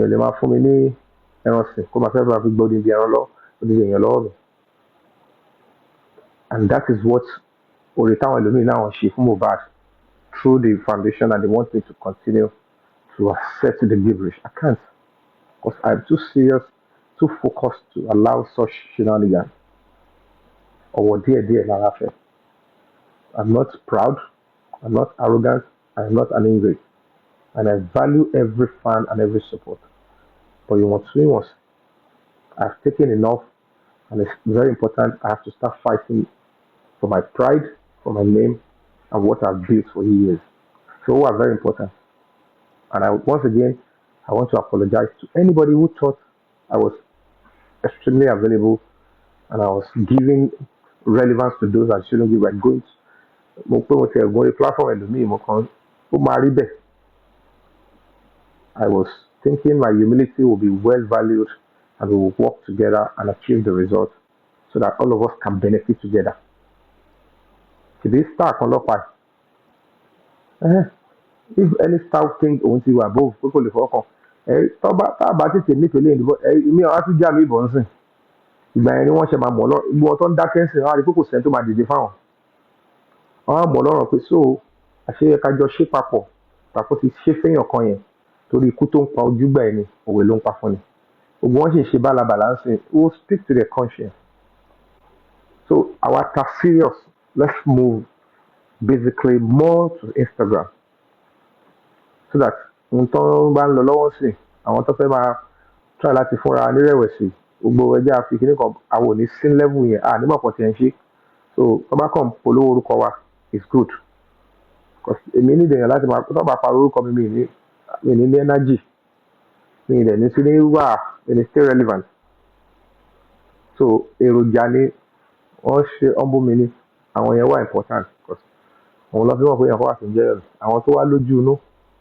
àwọn tó wà ní the right community all over the world in key places kò ń dọ́dọ̀ èrò wọ́n mọ̀ pé n tẹ́ni ṣe àtàrí àjànà kò ní nǹkan ṣe ọmọdé wọ́n òyìn ṣe by social media followers wọ́n ṣe what I can say on social media what structure do you have behind you offline ẹgbẹ́ tó bí ogun bá le ó máa fa afún ẹni respect ó ní substance ó ní relevance so àwọn òdẹ tí àbá orúkọ jẹ́ kórúkọ tó dé àwọn nǹkan tó tún wà important ni when it comes to your own security report and criminal record ṣé o tí ìbò orúkọ jẹ́ kórúkọ tó dé and things like that and that is what distinguish me as a human rights activist and crusader so that's why it's very important ẹ má bà orúkọ jẹ́ orúkọ tó dé wọ́n are very very important learn and build your reputation going forward. And to God be the glory. I'll continue to stand by the public. I will continue to demand justice. I love Nigeria. I want this administration of Ashwaju to succeed. But my loyalty is not stupidity. Because I notice that in a case that is open like this, things are pointing towards this direction that it doesn't mean well for individual Nigerians, collective Nigerians, and is taking side with criminals, murderers, assassins, terrorists, cultists, then I have to turn my back. It will be so painful, but I have to do it. But for now, I received honor. We received honor, and they are doing everything to show that this government is never on the side of these criminals and stuff. And when those of you want to talk about one lẹ́nu bẹ́ẹ̀ mo fọlọ́ àbújá pé kò sí nǹkan nu àwọn tó wá fi sórí oyè federal government táwọn yẹn àti godfather wọn àti gbogbo àpapọ̀ gbogbo àwọn tọ́jú wà nù kílé àti olórin àti gbogbo ẹ̀wọ̀n ìjọba bọ́wọ̀ ẹ̀ bẹ̀ and one big terrible report is still going to come out very shortly from the international community and the president will have no choice to even yield because Umar Deruba. So finger all these people and then look at the people in your circle. So let's keep fighting. We're not interested in anybody falling. We just fight. Ní sọ pé nǹkan tá a bá ń jà fún tá a bá dúró ti ká dákẹ́ díẹ̀ mi ń ṣerú anybody wọn. Mi ìgbésẹ̀ àlè mi kọjá mọ́ṣáláṣí. Èyí tó bá pọ́n mi lé màá pọ́n lé. Àjọ ní Nàìjíríà ni àjọ lẹ́nu bẹ̀ ni àjọ wà nù ayé ìjọba wà nù ayé mi. Ntẹ́ bá pè mí pé Yomi wà wá lápá Mohbad o. So eré àwọn aṣọ pé máa fọ́ fún ọ fún. Ẹ bá fi social media máa package ẹ máa threaten àwọn ẹ̀ka àti I'm not in that league. I'm not in that league. She celebrity to me, my what you on the word, rather my worship. I don't do it. I respect people the way I should respect them. The only people I I value and place high, Almighty God, my fans. I don't joke with them. I don't joke with them. So that's what we're gonna be. That will be all for now. Thank you all for listening. Like I said, our own case that I'm supposed to testify, they said they adjourned. The lawyer just wrote to me. Let me read. He said the case has been adjourned to. Um, da, da, da, da, da. So the matter will not be going on today because the court said they can't do three virtual hearings in the same day. The matter has been adjourned to the 24th of February. So 24th of February is when I'm going to be testifying. As you can see, Moti Morale will testify before the honorable judge. Moti testify, Leko. But first finish the testimony, witness testimony against Kole Osho, Ibrahim Kole Osho, Kiroko Konibaje, and Temi and one Pythagoras. The three of them are still at large, but we'll get all of them very shortly.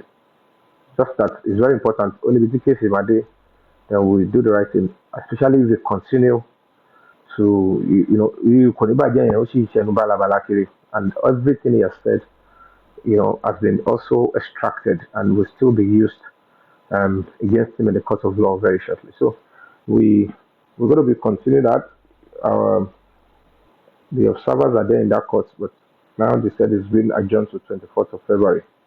So we are going to be expectant. And then Madura's case and let me see the feed.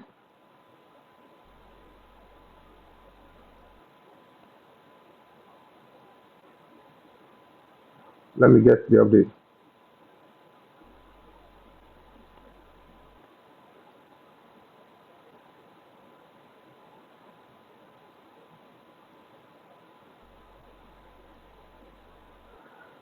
So we're going to be testing the integrity of the judge.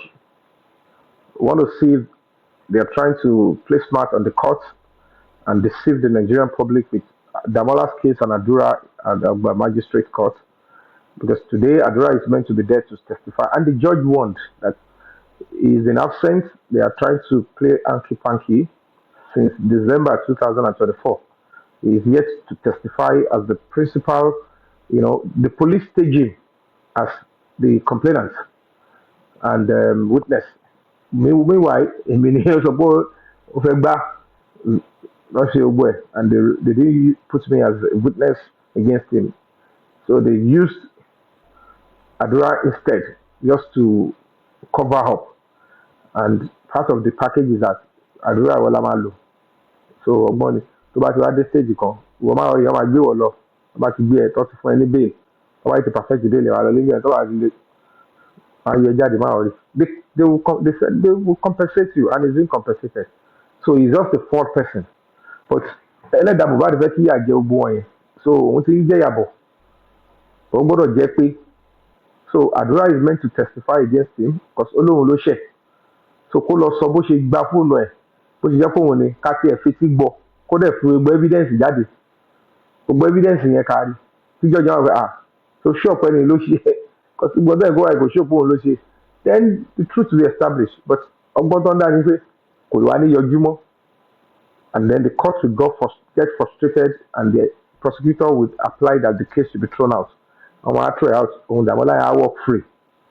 And that is what they thought they want to achieve. And that was why I was in that court previously. And then Damola was arrested. Because that process of that court is looking stage. I think about force share the right thing. So if the judge felt like until she otherwise the balloon case one. So law panic face but we want to see. We want to see the integrity of that judge. So we are waiting. Then we'll be able to write if necessary, to the Nigerian Judicial Commission, see the criminality that has been going on and all of that. We have to keep, asking for accountability from public officers. That is how crimes will reduce. And people like this, they have no local standing. Oh, bí ẹni wọ́n gbé wọ́n ṣe ń ṣèlú nìyẹn iṣẹ́ tí NGO máa ń ṣe nìyẹn iṣẹ́ táwa wá ṣe nìyẹn. So ẹ̀yin tẹ́ bá rí i pé mo ti lọ darapọ̀ pẹ̀lú owó tó ṣẹlẹ̀ lórí tiktok yẹn, ẹ ṣàforíjì, torí pé táìmù tí mo wọlé sínú kéèsì yẹn mo láti gbéra nílẹ̀ kí n gba gbogbo ẹ̀gbin yẹn kí n lè rọ́nà lọ ka lè bá débi tadé because kò sí resources nígbà yẹn, and they took advantage of that. I thought people are genuinely voluntarily donating to an NGO and then we'll deliver on the mandates. But they keep thinking it was me that wanted money and they were using it against me and you all were falling for it. Only few of you who are intelligent enough to know that you are taking advantage of the availability of this guy. So wọ́n kàn fi ọkọ̀ bẹ̀rẹ̀ sí ń test the popularity ara wọn pẹ̀lú TikTok, wọ́n compare ní tí ò yẹ kó fi wéra wọn. Ó dẹ̀ máa ká mi lára as an artist mi fi fame mi wá ṣe competition pẹ̀lú anybody. There's no basis for comparison. You can't rubbish what I've labored for. Ntí mò ń ṣe is one of the core pillars in the society. Being in the entertainment industry, like I'm saying, to pursue my career to that level. Èèyàn kò wá ní wá fi ní máa wọlé lórí TikTok pé láì tàṣí yín láì bù yín láì yín fi just because you were donate. You can you can hoard donors. Okay, ẹ má lọ ṣe dá ẹ jẹ́ kó máa get through ọ̀dọ̀ wa but still respect what I've laboured for and what I've stood for. Kò sẹ́ni tó máa nà tí ò ní tara. So but mo ti fara dà whatever it is I've sacrificed to get mo ti gbé dé level yẹn. Nígbà mo ti lọ ń play game tó ti ní kó ti ń bèè bó wọ́n ṣe pé I find a way to stop it and my fans never stop coming to support. Wọ́n bá sábà ẹja máa rí ká máa push ẹ lọ. Me, I need fund. We need support. We need human beings. We need volunteers to continue to push this. But they are everywhere. See my story TikTok, my Instagram. My fans will still be there. They will still be supporting. But nítorí pé èèyàn kan ló wá tàn mí kí n kúrò ní Instagram yẹn tó wá mo dẹ̀ gbọ́ mi ì ṣe gbéraga and then mi mọ̀ pé these are people that will always want to make a mess of what they don't even know the line they shouldn't cross because they don't no regard for what you've built for years. You just want to tó bá ti rìn mùtàmùtà ọmọ àmú ẹ̀ta mọ̀ sí mi ṣe máa ń sọ nìyẹn pé ẹni tó bá rìn mùtàmùtà lọ́ máa múta ọ̀rọ̀ yẹn ó máa rìn jù bẹ́ẹ̀ wọ́n rìn mùtàmùtà ni. But I've been able to pay them well. So I'm only addressing and available for an interjet honest people that can see bigger. Everything is not about money. Though money is needed to pursue this case. So I say, oh no, today.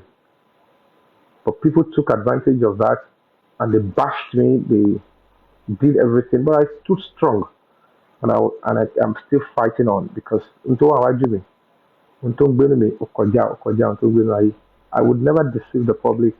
I would never mess around with the public. And tí máa sọ tí mo ti sacrifice tí mo dẹ̀ sacrifice lọ́wọ́ fún yín báyìí ẹlẹ́mìí lè bù sẹ́kún. I get what I'm saying. You can't even phantom it. The whole lot, but I have to continue to fight on. I have to continue to fight on because I must not show weakness. That is one of our core values. Don't show weakness. Even Komarelo, stand strong. We are getting close.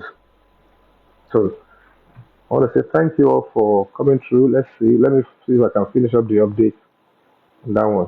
So we will know shortly the game they are trying to play. So if eventually Adura is not in court, Damola is not in court, you will know certainly they are finding every way to say to frustrate the case. And if the case is struck out, I'll let you know. And then you know clearly that Lobato, they staged that case thinking that I will back down. I will never back down. But I will let you know very shortly if they appear before the judge today and what is the response of the court and the decision of that court. And that's how we are representing you. Once you say it is, we have to send somebody there to monitor for us and stuff. So all these things is costly. Within the last 3-4 days, nothing less than 1.5 million has been spent, to pursue the cause of justice, and you will see some of it very shortly. In the next 1 week, you'll see all these things. No be shitty. I want to more. So a lot of things. And so we're grateful to God Almighty for standing tall and standing with us. So I'd like to take my leave. Okay, let me see if I can finish up this update before I leave. Let me get the final update from the court. And I think, I think Larry Amodia's case too. I forgot to give update on the Larry Amodia. Yeah, Lucien.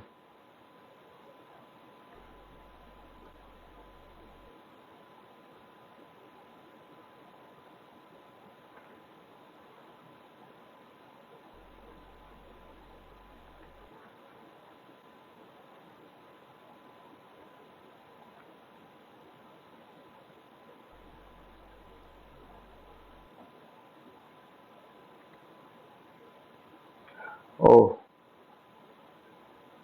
sorry. The third case, I forgot to Larry Abodia's case versus the Nigerian police, where he's saying that they should ask the police not to arrest him so that he can go and face, criminal charges.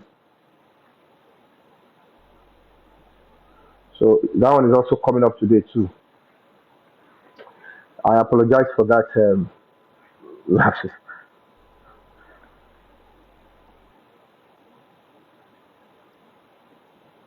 So let me give the update. But our matter is yet to be called. So those are the updates we have in. So because of this Bobas case, look at the cases we are doing, and then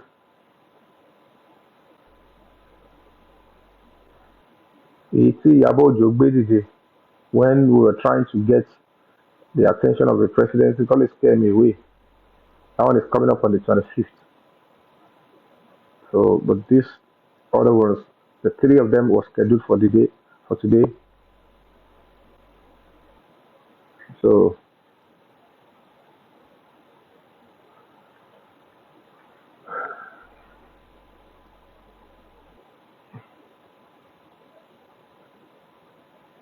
so we have that the case Larry Amodia versus Nigerian police, and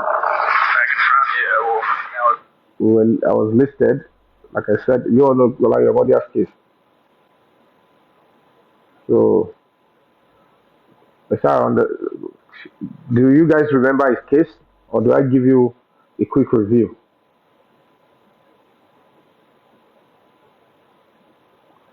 So, by the special grace of God, no, no, no, don't say. Those are part of those people that Mubad spirit want them to be punished for one or two roles they played.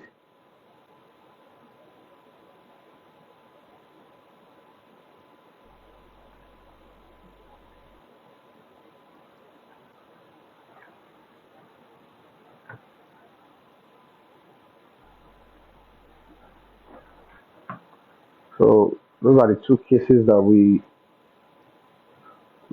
three cases we are on. I King White case, King White, Konibaje, Kemi, Badmos Ogundele, and one Pythagoras. The three of them are still at large. The case has been adjourned to the 24th now. I gave that update. Currently, Adura's case and Damola's case in Ogba Magistrate Straight Court is today too. And when the case is going to be called, I think in the next few minutes, the matter will be called. And if they appear, I will let you know. If they did not show up, both the defendants and the complainants, I will let you know. Then you will now see what is really going on, and then we will take the right action with regards to that. So but we will let you know that this, and then we will have to speak, on that side of quest for justice. Because that's how you have to frustrate them. That's how you have to fight when you're fighting. Because gbogbo nǹkan ni wọ́n máa gbé dìde. The time when you say Salah is a case anyway.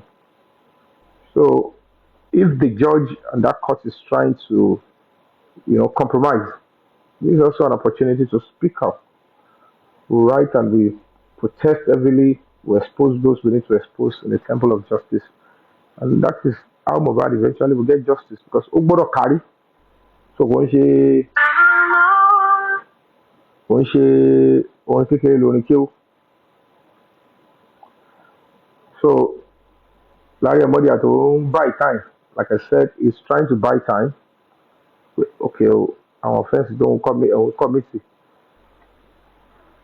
fake NGO, is impersonated, is trying to fraud, OBT, cyberbullying, and all of that. He doesn't want it to be processed.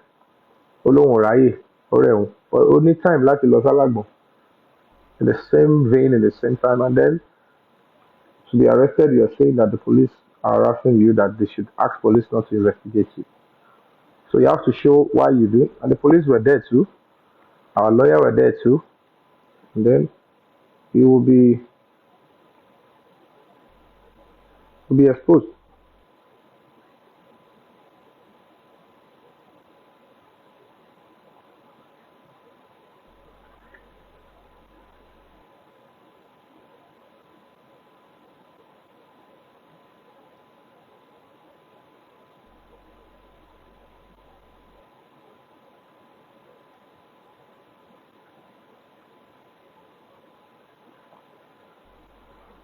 So I'm waiting for that update so that I can give you the update on the court proceedings, and then we move.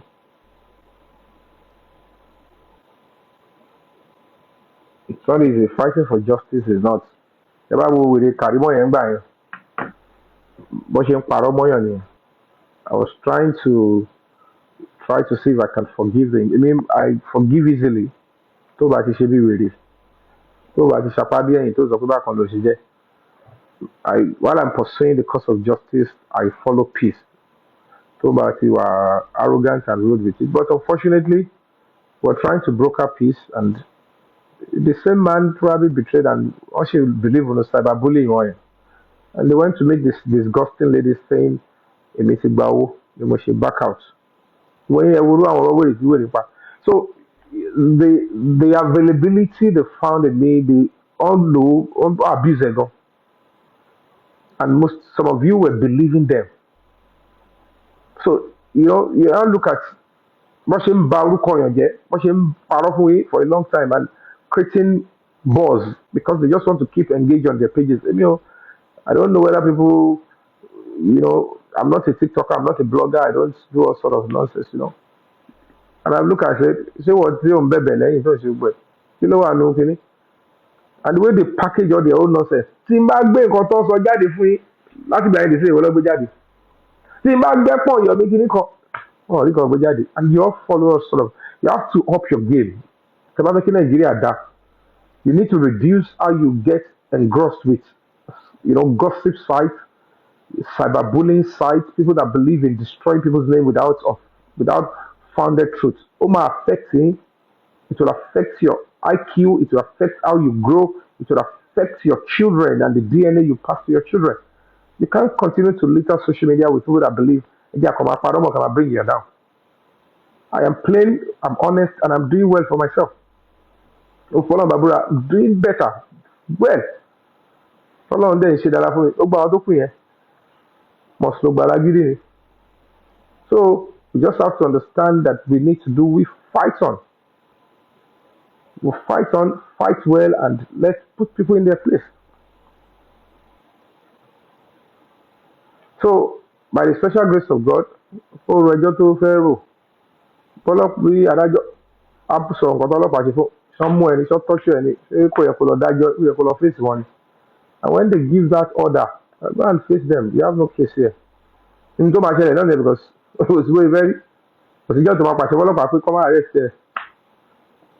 When you commit a crime or a new report or a new stuff is brought against you. But because we are a human rights organization, and this will exercise your right. Because justice sometimes takes time. Òun làwọn kan ṣe bílí pé Mohbad ò justice mọ́, kò ní tani ò ní justice. Ṣé ìjọba tó wà ń bẹ̀ ìjọba kọ́ máa deny injustice táwọn aráàlú dẹ̀ máa wò because majority ẹ̀ tẹ̀ mọ́ mí nìkan tó ń pè ní citizenship ẹ̀ mọ̀kàn tó wá ṣe ilé ayé ẹ̀ mọ̀kàn tó wá ṣe lórílẹ̀‐èdè nàìjíríà ẹ̀kọ́ ní nàìjíríà ò lè dá kí ni róòlù tẹ́yìn lọ́fẹ́ máa play ṣẹlẹ̀ wọ́n máa ń múlẹ̀ léyàn lọ́wọ́ ni. There are some certain things that you want to work well for you in your country as collective ẹ máa jà fún ni ẹ máa ń ṣe èèyàn sí orí oyè wọn kí ẹ wọn kí ẹ and that is why we have to challenge and speak truth to the authority the inspector general of police Mr. Kayode Egbetokun you can't do this with that position. ẹ rántí pé ẹ̀yin náà bímọ ẹ rántí pé Nigeria does not belong to you give the mandate instruct them to complete that investigation the way it should be. And that is why I will have to speak to the conscience of Mr. Seyi Tinubu. I have never come to you to speak to you about Mohbad's case. Though àwọn míì wọ́n gbé rumor sọ kọ́tọ̀kọ́tọ̀ kiri ẹ bá dá àwọn blogger mi just because they want to act like they are on top of their game àwọn làwọn abẹ́ they are ẹni tí àwọn tó jámọ́ wọn kan. And they will be lying to all of you Yomi yẹn ti lọ bá Seyi Tinubu kìíní kan lẹ́gbẹ̀ẹ́ kan lóbu irú àrífín orí burúkú wèrè wò ni. bẹ́ẹ̀ pé mi ò lè lọ face the president fúnra mi bẹ́ẹ̀ pé mi lè write to the president bẹ́ẹ̀ pé mi lè kọ letter to the chief of staff bẹ́ẹ̀ pé mi lè kọ letter to first lady. It's because ẹ ṣe yan underrate yàn láìpẹ́ pé àwọn àwọn bò. Most of àwọn tó wà bẹ́ẹ̀ tó jẹ́ younger boys tó ń ṣiṣẹ́ pẹ̀lú president some of them are just probably in their 30s 35-year-old ẹ yọ 20 years tí mo ti ń jẹ́ starbo wọ́n ti wò mí ní TV wọ́n láwọn ọmọ pé mo ń dún ní ṣé mo pààyàn rí ni mo yàdí mo fàdí yarí ni. All I have been doing all my life is as a top movie producer and actor at top level mi ń ṣe ẹni tó máa fọwọ́ júwe. Wọ́n dẹ̀ wo record wọ́n wo ibi tí mo ti ń bá bọ̀ kí ni bàbá yìí ti ń jà fún àwọn wo ló wà lẹ́yìn ẹ̀. Ẹ mú activist náà tó jáde lọ́yẹ́ pé ó máa sọ pé okay o American embassy dúró sẹ́yìn ẹ̀ the American government wọ́n dúró pé a wà pẹ̀lú ẹ̀ a jáde pẹ̀lú ẹ̀. Ẹ mú jáde only few of us lẹ́ máa rí ẹ mú activist náà jáde Amnesty International wà pẹ̀lú ẹ̀. Àrífín àìfẹ̀lẹ̀kẹ́bò sí ni. I belong to a strong association. ICOBA is one of the strongest social groups, so academic social group in the whole of this country. When I say up, I say, I want to about it more. It's cultist language. It's intellect, scholars, our adájọ́, agbẹjọ́rò, doctors in Lala, top politicians, professionals belong to that ICOBA. I worked at the Lagos State House of Assembly. I did the whole thing with my honorable. I am an alumni. They can't deny me at the Lagos State. All these things culminate to be a part of my structure, of my background as an activist. When you say social media, you need agbára offline, and you must have some substance to pursue what you are pursuing. In spite of that, they will still attempt to come after your life. They will come after everything. Oh, my God. You can't just be rubbishing that with TikTok and everything. You know, I'll be measuring my popularity with TikTok. No, it's disrespectful. Everything is not about money. We're going to build for years. They will not have to build there. Because they say, all this we are fighting for is not just about Mohbad alone. The truth is, Mohbad because if communal growth, link achieve. Mi ìfẹ́ ni tó lókìkí léde torí pé ó ṣe èèyàn kan ní kọ́ lọ yìnbọn pa ẹni ẹ̀rẹ́ rò pé ó máa jẹ lọ. Ẹ rò pé bẹ́ẹ̀ ṣe dákẹ́ lórí ọ̀rọ̀ Mohbad tó bá kan tiẹ̀ lọ́la a máa ka ẹ lára pé sọ gbogbo àwọn tó lọ ń láìkì mi gbogbo àwọn 10 million followers àṣẹ gbogbo yóò tiẹ̀ láìkì àwọn ní dùn torí gbà tó ṣẹlẹ̀ sí èèyàn kan wọ́n rí ẹ pé wọn náà dùn and it's becoming a pattern.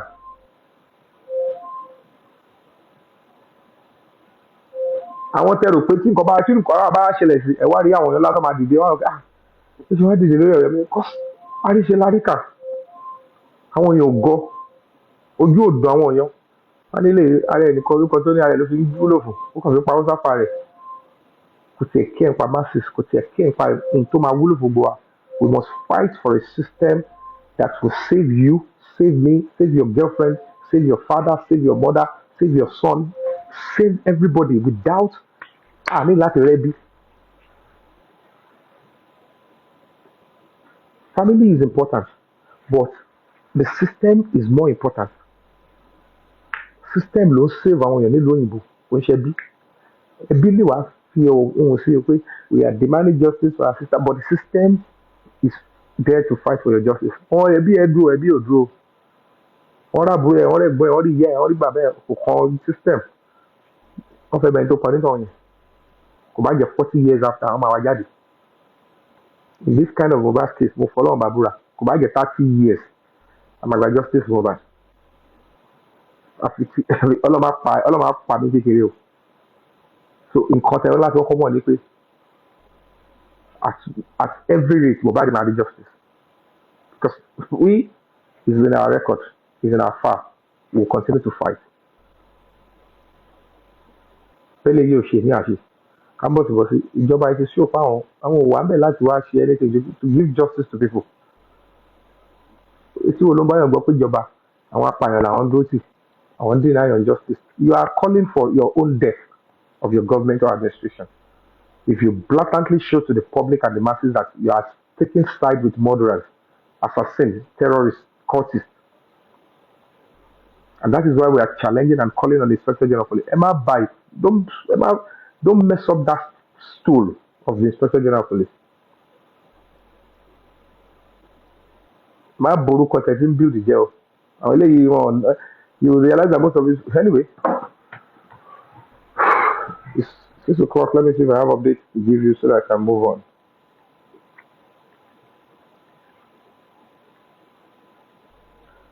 Or maybe I'll have to come back. Or what do you guys think?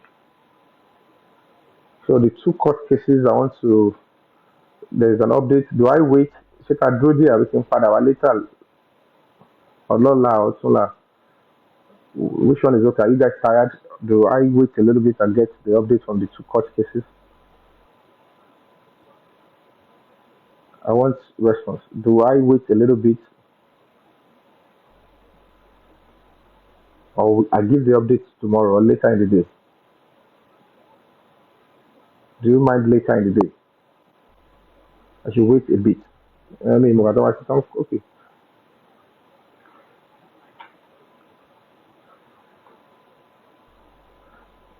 Okay. I will not. Apologies, but it is necessary because the last I will you. Okay, you guys will want to wait. Okay.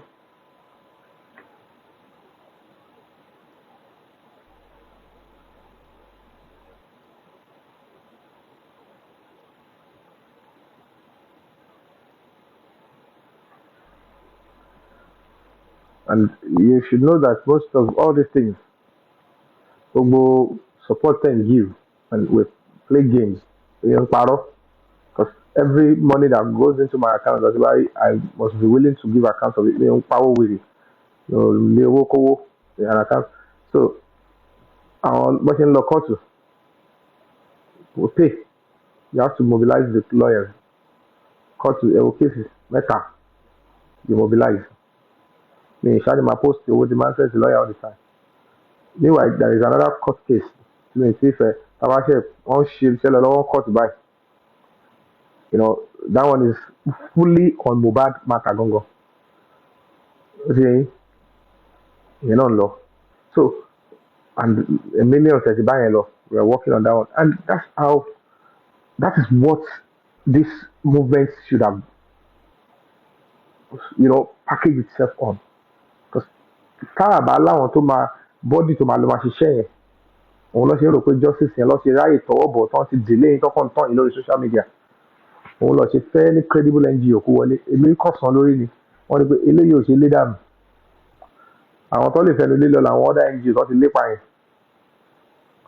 wọ́n rún mi o èmi náà dẹ́rùn wọn ọlá pé nítorí mo jẹ́ actor gan ni mo ṣe máa ń ju sub á ní mi ṣe actor pé mo máa sọ̀rọ̀ straight ní ráyè wèrè torí ẹ̀ lè máa gún mi ní toothpick bẹ́ẹ̀ tó ń gbẹ́nu tèmi falágbàfọ̀ torí ojú lásán òṣìṣẹ́ wọ́n fẹ́ lè yà yàn wèrè ẹ̀ wáyé màá jìkọ̀ wáyé pé mo á jókòó mo á gbọ́ gbogbo àwọn pátákópa wọ́n ní kìnní kankan sí tó dàbí bí omi ẹlẹ́dẹ̀ yẹn gbogbo àwọn yẹn kí àwọn ajókòó máa gbọ́rọ̀ ọ̀rọ̀ àwọn yẹn ṣé ọpọlọ olú ẹ̀gbọ́n ní ti kó yẹ̀pẹ̀ gbogbo ọ̀rọ̀ wọn máa fògàn náà ni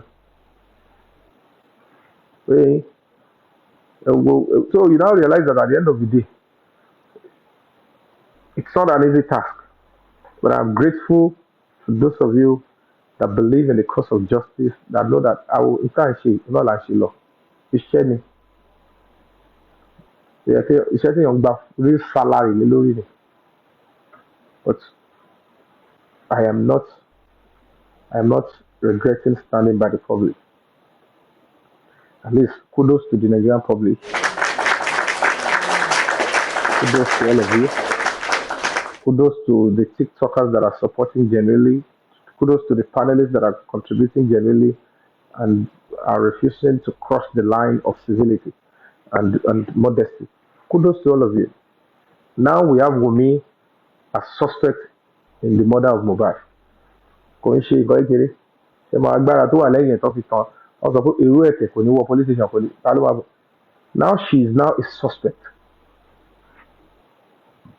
And now they are beginning to know that it's shambolic. Not as the Senate of stage here. Almost by now they have to find a way to trash it and put the real suspect there. At the push at the stage here. Now they are beginning to know that case Jamola àti Àdúrà tó gbé lọ sọ́gbà kò ń ṣe orí social media láti jà ẹ̀mí mi ni ẹ̀mí la sílẹ̀ kò ń ṣe mi nìkan. Few of those people tàjọ ń jàjà yẹn lọ they fall off along the line. It's quite sad. But olórí ogun I face on, I fight on. Because àwọn yẹn àwọn ò lè fi ilé àwọn lẹ̀, àwọn ò lè fọmọ àwọn lẹ̀, àwọn ò lè fi ẹ̀mí àwọn lẹ̀, àwọn ò lè fi dúkìá àwọn lẹ̀. They got scared, they compromised, they fell off. Àti rí Kanu Bailey, ó máa ṣẹlẹ̀. I forge ahead. So we are grateful to Almighty God that we have a government that listens and the police were able to put it to that stage.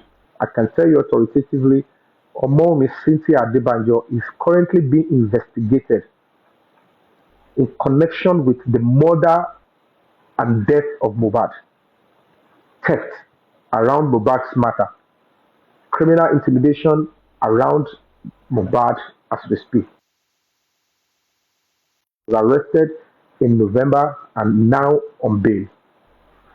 Ìbíbi tó yẹ kẹ́ni wá ti kò sí gbogbo àwọn TikTokers àwọn tó pẹ̀lú ìbí kan tó yẹ kọ́ máa sọ́ọ́sì nìyẹn ìbẹ̀lẹ̀ ti máa mọ̀ pé iṣẹ́ tí gbogbo wọn wá ṣe tẹ́lẹ̀ nígbà tó ọ̀rọ̀ ti serious nísìn everybody just ẹni ẹnu lọ́ fi ń wá gbogbo kó dé stage tẹ́lẹ̀ nígbà tó rí pé stage tó dé ọmọ àtàrí àjàrà kúrẹ́ bó jẹ́ lára ni bó jẹ́ torí ẹni wọ́n gbé ni they can't talk about it again. And that's to tell you that look at what we've been dealing with. But with people like you that they factionalize it, support to the NGO, then we fight on and we are getting there. And then what you said soon that day, I don't know how to do father until between one little yoju with a yellow demand. And I'm come on the anytime here. So back it bend one time, yeah, I'll be a bear. I'll be my beg you do. Trust me, every protest is still coming down. Lórí ọ̀rọ̀ Mohbad. Ẹ lọ kọ́lẹ̀ bí mo sọ. And this is not just a protest, like we are going to be demanding justice. We are going to be showing the door to some certain individuals out of any government position they hold. Nepal in Benin, Nigeria will show the world what it means for the young people to take over the country when criminals are what the government wants to stand with. And I mean every word of it. It is a fight for the soul of that country when it gets to that stage. To my stand as a study case that we have failed as a government. And the entire nation will tell them you have failed as a government. These people, they have a legitimate reason to be fighting now. No, we can't. If you touch any of them, tell me come back to boy again. Your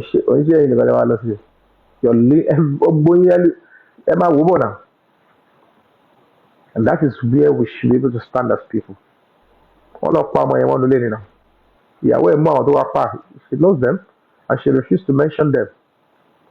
Oh no, morals don't not play. Oh no, badger. And all this nonsense. This nonsense can't be accepted. But we know for a fact about Bobadi Jabo Baja. It's undeniable.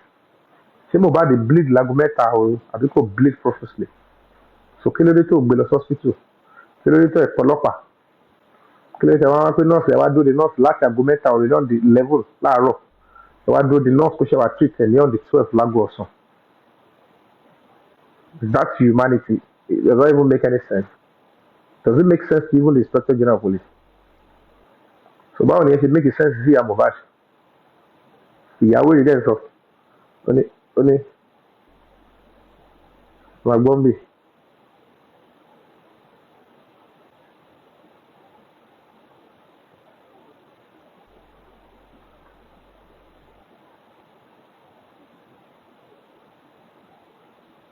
Wọ́n yẹ ká ṣe òbí ní.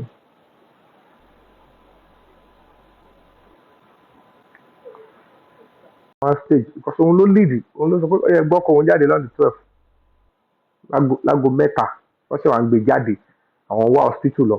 Ìwọ tó ti bọ́ta sọ pé ní on the 11 láago mẹ́ta òru few minutes after 10th of September ni àwọn mẹ́ta ti wá pharmacist tó fẹ́ tọ́jú Mohbad. So you look for pharmacist on the 11th láàárọ̀ ní òru 3 a.m. You couldn't get a pharmacist. You waited for that medical emergency for the ẹni tó máa treat ẹ̀ ní on the 12th tó ṣẹ̀dé láago méjì. Then he sat with that pain and bleeding láti on the 10 11 yẹn láàárọ̀ kùtù títí di aago méjì ọ̀sán. That's so horrible. Ohun tí Ìyábọ̀ tó ń sọ pé they should use the government of Aṣíwájú to shield ni. Nǹkan ní kàwá dìbò fún next ni. Go and vote for it. Mo ti lọ church fún 2 weeks. Bí mo fẹ́ lọ gbàdúrà pé mo ti lose ara mi pé mi lọ sí church. Church ṣe máa lọ fún mi lówó. Kò fún torí pé kí n máa lọ kò tí fún mi lówó oúnjẹ máa fún mi lówó oúnjẹ lóṣooṣù. Ṣùgbọ́n ti mọ̀ pé téwu tó bá ti lè fún mi ní owó yẹn máa máa lọ. Ṣùgbọ́n kò wá fún mi lówó yẹn pé kí n má bàa lọ. Ṣùgbọ́n gbà tí wọ́n á dárúkọ pé mo lọ sí church. Pé mo lọ sí church pé kò jọ. Wọ́n lọ báyàwó ẹ̀ náà. Ó ní wọ́n ní kí lọ bọ́ ọmọ yín o. Ìgbà tí mo lọ bá àwọn ènìyàn àti ìyàwó òun làwọn jẹ ká lọ wípé torí ẹ̀ náà mi ò lè sọ̀rọ̀ fóun kóun gbọ́ mi ò lè sọ̀rọ̀ bí àwọn kóun gbọ́ torí àwọn jọ fúláàlì tó tò má ti bọ̀ mo rí pé wọ́n á pè mí ìṣèlú báyàwó ìsọ̀rọ̀ ní ọjọ́ Monday ní ọ̀gbẹ́ lórí fún ní à mo ní promise nǹkan mo ní pé omi kò sí wọn mo ní ṣùsùn tí wọ́n jú wọn ó yìí sùn wọ́n lè má tó sọ pé òun sùn tí wọ́n jú wọn rẹ̀ tí nǹkan bá ṣàǹṣe. You see? Inspector General of Police, this is the pain of a mother. She was sure Monday, even if she's changing her tone now, she should know some evil forces are forcing a mother to stand by the murderers of her son. They're forcing her to betray her own child. Ogun ayé ni ṣe gbàdúrà kẹ́yìn larú ẹ̀ kọjá. Ṣé ìyàwó yín gbàdúrà kí òun rí ogun ayé tóun máa fi deny ọmọ tóun bí? This is what you want to use your office to cover up.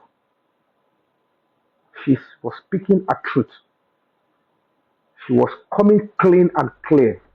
Monday lọmọ òun kú. I will play it back for you to hear. Special General of Police. Ẹ máa ń bu àìpẹ́, ẹ máa ń wà ìgbó sórílẹ̀-èdè Nàìjíríà o. We are not going to be accepting this. We will never accept this. Because if you can do this to Mohbad, or pa anybody, and these people tó pa Mohbad, they are warming up, they will start killing other artists. Tọ́wọ́ wọn bá tẹ̀. Because they believe with people like you, they will get away with it. I'll play it back again so that you can hear. Waiting be this. This lọ́dọ̀ ẹni mọ̀ fún wa. Sátọ̀dé mo ṣẹ̀ṣẹ̀ kúrò níbà tó kú níjọ Monday yẹn o. Wọ́n ní mo ti kúrò níbà Sátọ̀dé tó fẹ́ lọ sí ṣù. Tó kú níjọ Monday. Bẹ́ẹ̀ni tí mo lọ bọ́ ó máa ń bẹ̀rù. Tó kú níjọ Monday yẹn.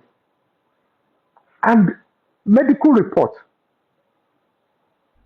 again corroborated it. I was at Kuramed Hospital. wọ́n ní òkú ni wọ́n gbé wá, òkú ni Wùmí gbé wá sọ́dọ̀ àwọn. Kò sí single pulse, òkú ló gbé wá o, Mr. Yomi. In confidence, in honesty, they told me, I have it. Mo ti play ẹ̀ fún èèyàn, you don't know I have it. I went to Perez, òkú ló gbé wá o. The only thing they failed to tell me that day, just mo lọ Perez ẹni pé ká ló ti sọ fún mi pé àwọn ní pé CCTV recording yẹn wà available ni, I would have found a way around it. The only CCTV I was working on was ilé Mohbad neighbor àti iwájú Perez àti iwájú Kuramed hospital kí n tó padà lọ wọ́n ti lọ bá wọn ní Kuramed hospital yẹn wọ́n ní kó sọ pé kí ni wọ́n ṣiṣẹ́ mọ́. Mi ò káwọn wèrè ni mo bá tó báyìí. I was thinking I was working with some people that I never knew they were trying to turn it to cyber social media stuff. I'm not doing that. The only way I can get myself immersed into the matter. Wọ́n ti tara bọ̀ wọ́n wá rí pé mo ti ń go serious. Wọ́n pe ẹ jẹ́ ká fi ẹnu lé dànù ẹ jẹ́ ká parọ́ mọ́ ẹ ká pè ṣàràbù èmi lẹ́ máa fi yẹn fún ti máa lọ ìgbẹ́ ò léegun èmi physically online gbogbo ọ̀nà tí a bá fẹ́ wá spiritually mo dúró dáadáa èmi ni máa sá mo ṣe takú sórí TikTok yẹn nìyẹn pé èmi kọ́ lẹ́ máa fẹnu wèrè lé o mo sì sí level yẹn o mo ti bẹ̀rẹ̀ nìyẹn ẹ̀ bá má jẹ́ kí n bẹ̀rẹ̀ rárá nítorí mi ń tojú bọ case tí n bá rí i pé kò I will just stay máa wò àwọn èèyàn kan ti dá ẹsẹ̀ jẹ́ kó máa ṣe lọ ìfẹ́ wàhálà. And I regret even giving that. No, kò ṣe fún mo regret not because I was on my word tour then. Secondly, mo mọ̀ pé I thought that Iyabo is a honest person. Mi mọ̀ pé ẹnu ló kọ́ wá sí ṣe tiẹ̀. Ẹni tó sọ pé àwọn márùn-ún ni pedophile tó wà family òun wọ́n ti abuse òun kò rí kankan fẹjọ́ sun ọlọ́pàá dé sí. Àwọn márùn-ún yẹn dẹ̀ sì wà ní ayé o. So if they could abuse you Iyabo Ojo and those people are still around, you should be able to report them to the police. They can see the best they can make out of them. So wọ́n á lè tètè nip one in the bud. Èyí tó ti ń commit bóyá ṣì fẹ́ commit lọ́wọ́ gan wọ́n á kà mọ́ díẹ̀ wọ́n á track it down. Police will do their job but ẹnu lọ́mọ àti máa ṣe kọ́kọ́ ni máa lérò lórí social media nìkan. Nígbà tó ní kọ̀rọ̀ jìgan àti lágbájá sọ fún òun nípa bó ṣe ṣe kí ni ọmọ òun. Mo ní gbogbo ẹ̀yin ìwọ tó lè sọ pé ó wà okay fún princess kó ní kí ọmọ kó gbé ara ẹ̀ sílẹ̀ tó lọ́ fẹ́ gather evidence. Ẹ̀wọ́ náà sọ fún ọmọ ẹ̀ náà bó jẹ́ prínsílẹ̀ àdàbí festus ni ó yá afẹ́sẹ̀ ti kámẹ́rà síbẹ̀ ń pò tó lọ pa gbaná ẹ̀ gbaná tó máa fi sínú drink ẹ̀ ẹ lọ́bẹ̀ again ká lè mú Naira Marley báyìí. You refuse to use your children as trap to cash because drug related offence is a serious crime. These are young children. Kò ṣe nǹkan kan kò lè fa ọmọ ẹ̀ set trap torí pé wèrè mọ́mọ́ ẹ̀ fún lọ́mú. Nígbà táwọn ń sọ ní kéèsì bàbá Ìjẹ̀ṣà pé kò possible tọmọ yẹn bá jẹ́ 14-year-old if she is a minor kò sọ fọmọ yẹn pé kó gbé ara ẹ̀ sílẹ̀ to suffer PTSD kó suffer trauma torí kó fẹ́ gather evidence wèrè lẹ́fẹ̀ yà mí ìjọba wo ló máa fún irú yín support àwọn atakú síjọba lọ́rùn wọn lè mí support bàbá Ìjẹ̀ṣà mi ṣe I'm doing my job ẹ má máa bàlújẹ́ ẹ má máa fún gbogbo yín ẹ̀kọ́ ń ṣèlú bálabàlá and at the end of the day gbogbo nǹkan tó ń fi ṣe ẹwọ́rú àwọn yẹn lọ nílé ìwé because wọ́n ti kó social media number jọ and that is what you all are worshiping. You can't continue to run a country like this. Fine, social media is a platform where everybody wants to cash fund but ibẹ̀ everybody wá ti ń kóra jọ so you must give respect to some of us that are dedicating our time not to do most of cruise gbogbo àwọn kan yẹn ká fẹ́ máa ṣiṣẹ́ pé ẹ jẹ́ ká sọ òótọ́ ọ̀rọ̀ let's be able to speak outside the box let's help ourselves láti ẹ pé gbogbo àwọn alágbàákò ló ń kóra wọn jọ pọ̀ àwọn tó ń pọ̀ kọjá yé àwọn ẹni bí so this the nonsense they do on social media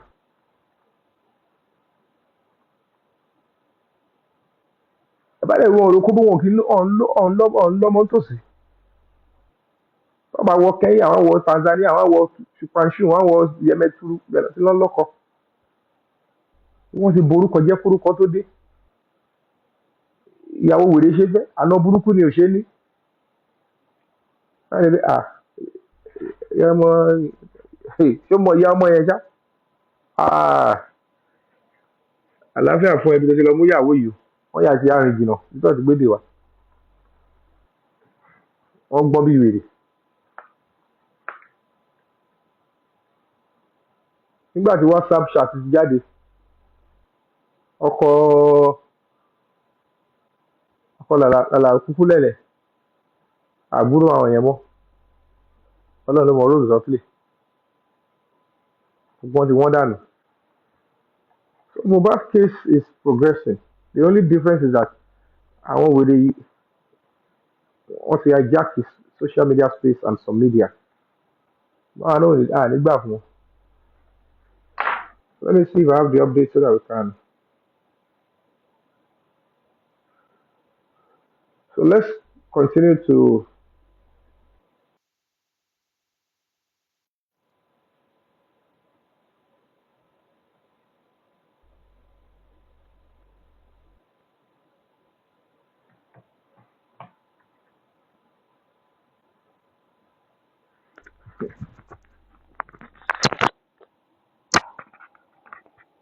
So, so, so, so.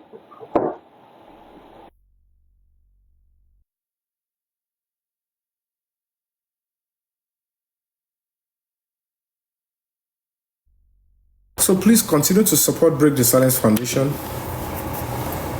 Continue to volunteer. Continue to show up for us like this. We'll continue to represent the public the way we can. It's not easy. Sacrifices are being made. Continue to sacrifice more and more. But of course, in this kind of mobile case, sacrifices have to be made.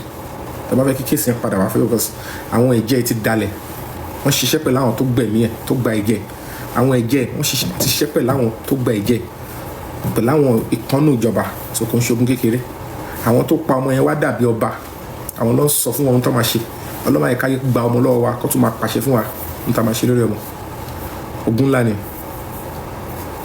but àwọn tó bí wọn ní sùúrù ni wọn dúró tọ́lọ́ máa ṣe they never knew that God will come through and the public will come through tó bá mọ̀ ní ọ̀pọ̀lọpọ̀ ilẹ̀ tó dà àbọ̀dé tó gbà fún bọ́ yẹn wọn ní gbà but àwọn náà lára àwọn náà ti ṣe kí ni there is conflict of interest from the word go as at the time tí yàrá sọ̀rọ̀ tó ń sọ pé wọ́n dè lọ́mọ yẹn kú kò tí ì mọ róòlù tí àbúrò ẹ̀ àti ọmọ ẹ̀ náà ìpàtọ́kù wọ́n ti gbà tí gbọ́ bẹ̀rẹ̀ sí jẹ́wọ́ náà ọ̀pẹ́ gbọ́n wọn lọ́ fẹ́ dá sí and that's why I will continue to challenge. Part of the things we're going to be challenging the Inspector General of Police and the Governor of Lagos State, Babajide Sanwo-Olu. We're challenging you, publish the day Samilari left Nigeria. It's very important for us to know. I imagine you have to publish it so that you now know whether the Ministry of Justice in Lagos State, they did well by removing them from that case in the first place. Òye pé kò ká ó ká ọgbà àwọn fámìlì náà lára ẹni púpọ̀ àbáyé lára ó ní àwọn gbọ́dọ̀ yọ wọ́n kúrò kílé ìwòye láàárọ̀ tárúgbó yín sunkún ọmọ tó ń sunkún oge they don't understand you can't be ibi kan lè máa dúró sí but we as public we have to fight and continue to fight because àwọn gangan là ń béèrè fún justice àwọn gangan lára àwọn alápàdánù yàn. The family lost it and they lost it for good. So we have to stand up. We're going to be challenging the Inspector General of Police. It's a shame at this stage. They should mandate the Commissioner of Police in Lagos State. They need to give us a brief. And then we want them to commit themselves. We have to push them to publish evidence in Nigeria in September 2023. He traveled now. They should show us when he traveled in September. Before or after Mohbad was murdered. They should show us. If not, they are the ones covering up. They are accessory after the fact and they are failing the Nigerian populace and the young people should stand and fight for the country. They should fight for themselves because in they can pick any of you and happen with this kind of government. They should come clean. Tell them. We'll do the best we can officially, formally to get this out, but you have to lend your voice. Kosino report to the Commissioner Jessica. Let's see. Want to see. Give us the proof, then we'll give the counterfeit one and let them know the other one rather. Challenge the governor of Lagos State. I want London, France, in Germany, London, Canada, America. Ask him. You are the chief security officer of the state. You are the lead investigator in Mohbad. Can you, in your honesty, sir, tell us, Ijo Oni Samilari in your record? Ijo Olofi Nigeria in September. Which date? Sheki Mohbad Toku ni after Toku. And when did he left Nigeria after the Mohbad Toku? Ask the governor of Lagos State, Babajide Sanwo-Olu. Ask the inspector general of police. Then you know what you are dealing with. Any Mohbad case, you ask about money, who knows? Sheko Yako Sofun Angbayen. They are supposed to tell us. Kosino report to Commissioner Eka. That's how you fight for justice. If possible, they should tell us, you're not in Naramali crew. They should give us the evidence. Kari Mejeji. But most importantly, Samilari. And then where is Zomo? This Inspector General of Police must round it up, arrest them, charge them to court, prosecute them. And that is when they are doing the right thing the Constitution says and what the public wants. If not, dance to. They have to pick which side they are standing.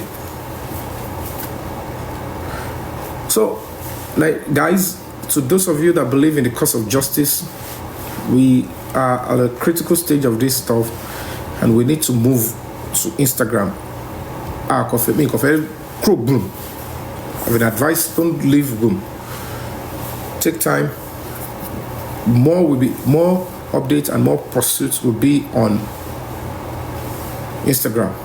So please, if you have, follow my Instagram account at Yomi fabiyi. Then most of these foreign organizations preferred will do this on Instagram so that we tag them. We have to build it up. When we build it up, that's when it took time. It will be very easy for the international community to stand by the Nigerian youths about choose that if we want to demand accountability from our government and the government officials. Our launch chef, our la sope wambe, our la fi ojo la wa vote wa síbẹ̀. Tó bá jẹ́ kó máa pa wá ló fẹ́ máa fi ìjọba yẹn ṣe. Lè continue láti allow kiri wọn yẹn wà ńbẹ̀. So under the law, you have right to do like they did in Nepal and even do more. Peacefully demand that, please, all of you, get out of our office. You are a terrible criminal, you are a stench fist, and then their children and their family will know what they represent. Immediate opportunity last about 40 research last time here. I got goes on. But we must do everything we can so that we'll tell the army, we'll tell the secret service, the DSS, oh, everybody is in you. Ẹ̀rí pé ìjọba àpapọ̀ wọ́n fẹ́ ṣòótọ́, ẹ̀rí pé àwọn ilé lọ ń ṣe bálabàla, ẹ̀rí ohun tó ń ṣẹlẹ̀, ẹ̀rí ohun tí Wùnmí yẹn ṣe, ẹ̀rí àwọn tó ń fọwọ́ bò, ẹ̀rí nǹkan táwọn actress báyìí ṣe, ẹ̀rí tó ń ṣe, then you'll be able to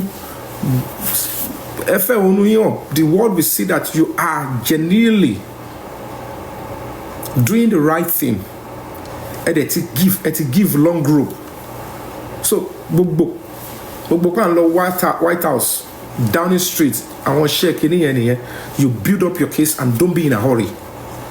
So gbogbo àwọn la ṣe ń yẹra kúrò lára àwọn tó yẹ pé tí ó bá ti favour wọn, ẹ jẹ́ àbá justice, ẹ jẹ́ àbá àwọn tó ń ṣe jẹ́ ẹni tó bá níbẹ̀rù Ọlọ́run ní sọ pé pẹ̀lú àdúrà tá à ń ṣe irú àwa lọ́mọ máa attack kó fẹ́ bring down. Because someone pé any attempt to do that is to hurt the project Justice for Mohbad. Because I'm working for the public, I'm working for my country. It's just that we are doing it on the non-governmental angle. Nítorí ẹ̀ka ṣe là ń ṣe. À ń ṣe pẹ̀lú òótọ́ pẹ̀lú a lot of sacrifice, but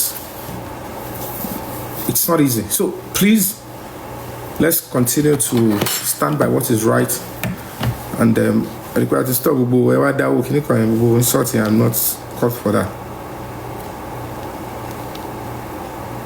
So So let me ask for updates then on this one.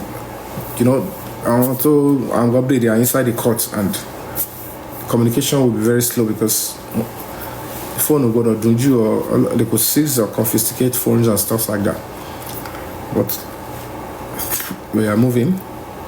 So to recapitulate, the case against Damilare Kolosho, Magba Guruko Konibaje, whatever it is and stuff, and then Temi, Temi talk about Ogunkunle Badmus, and one Pythagoras. They are at large. Shekoni Latif. She Latif ni abi Shekoni something, Koni Baje. Temi talk about Ogundele Badmus. That one they say she lives in Canada, yeah. So, and then everything is still, only level thing come. I don't want to discuss more on that until it is ripe, and then the other stuff. So let's see how far the case go. Then I'm supposed to finish my testimony. I was able to testify before the honorable judge. That boy was brag go to the power arrest one just see. I saw the physical.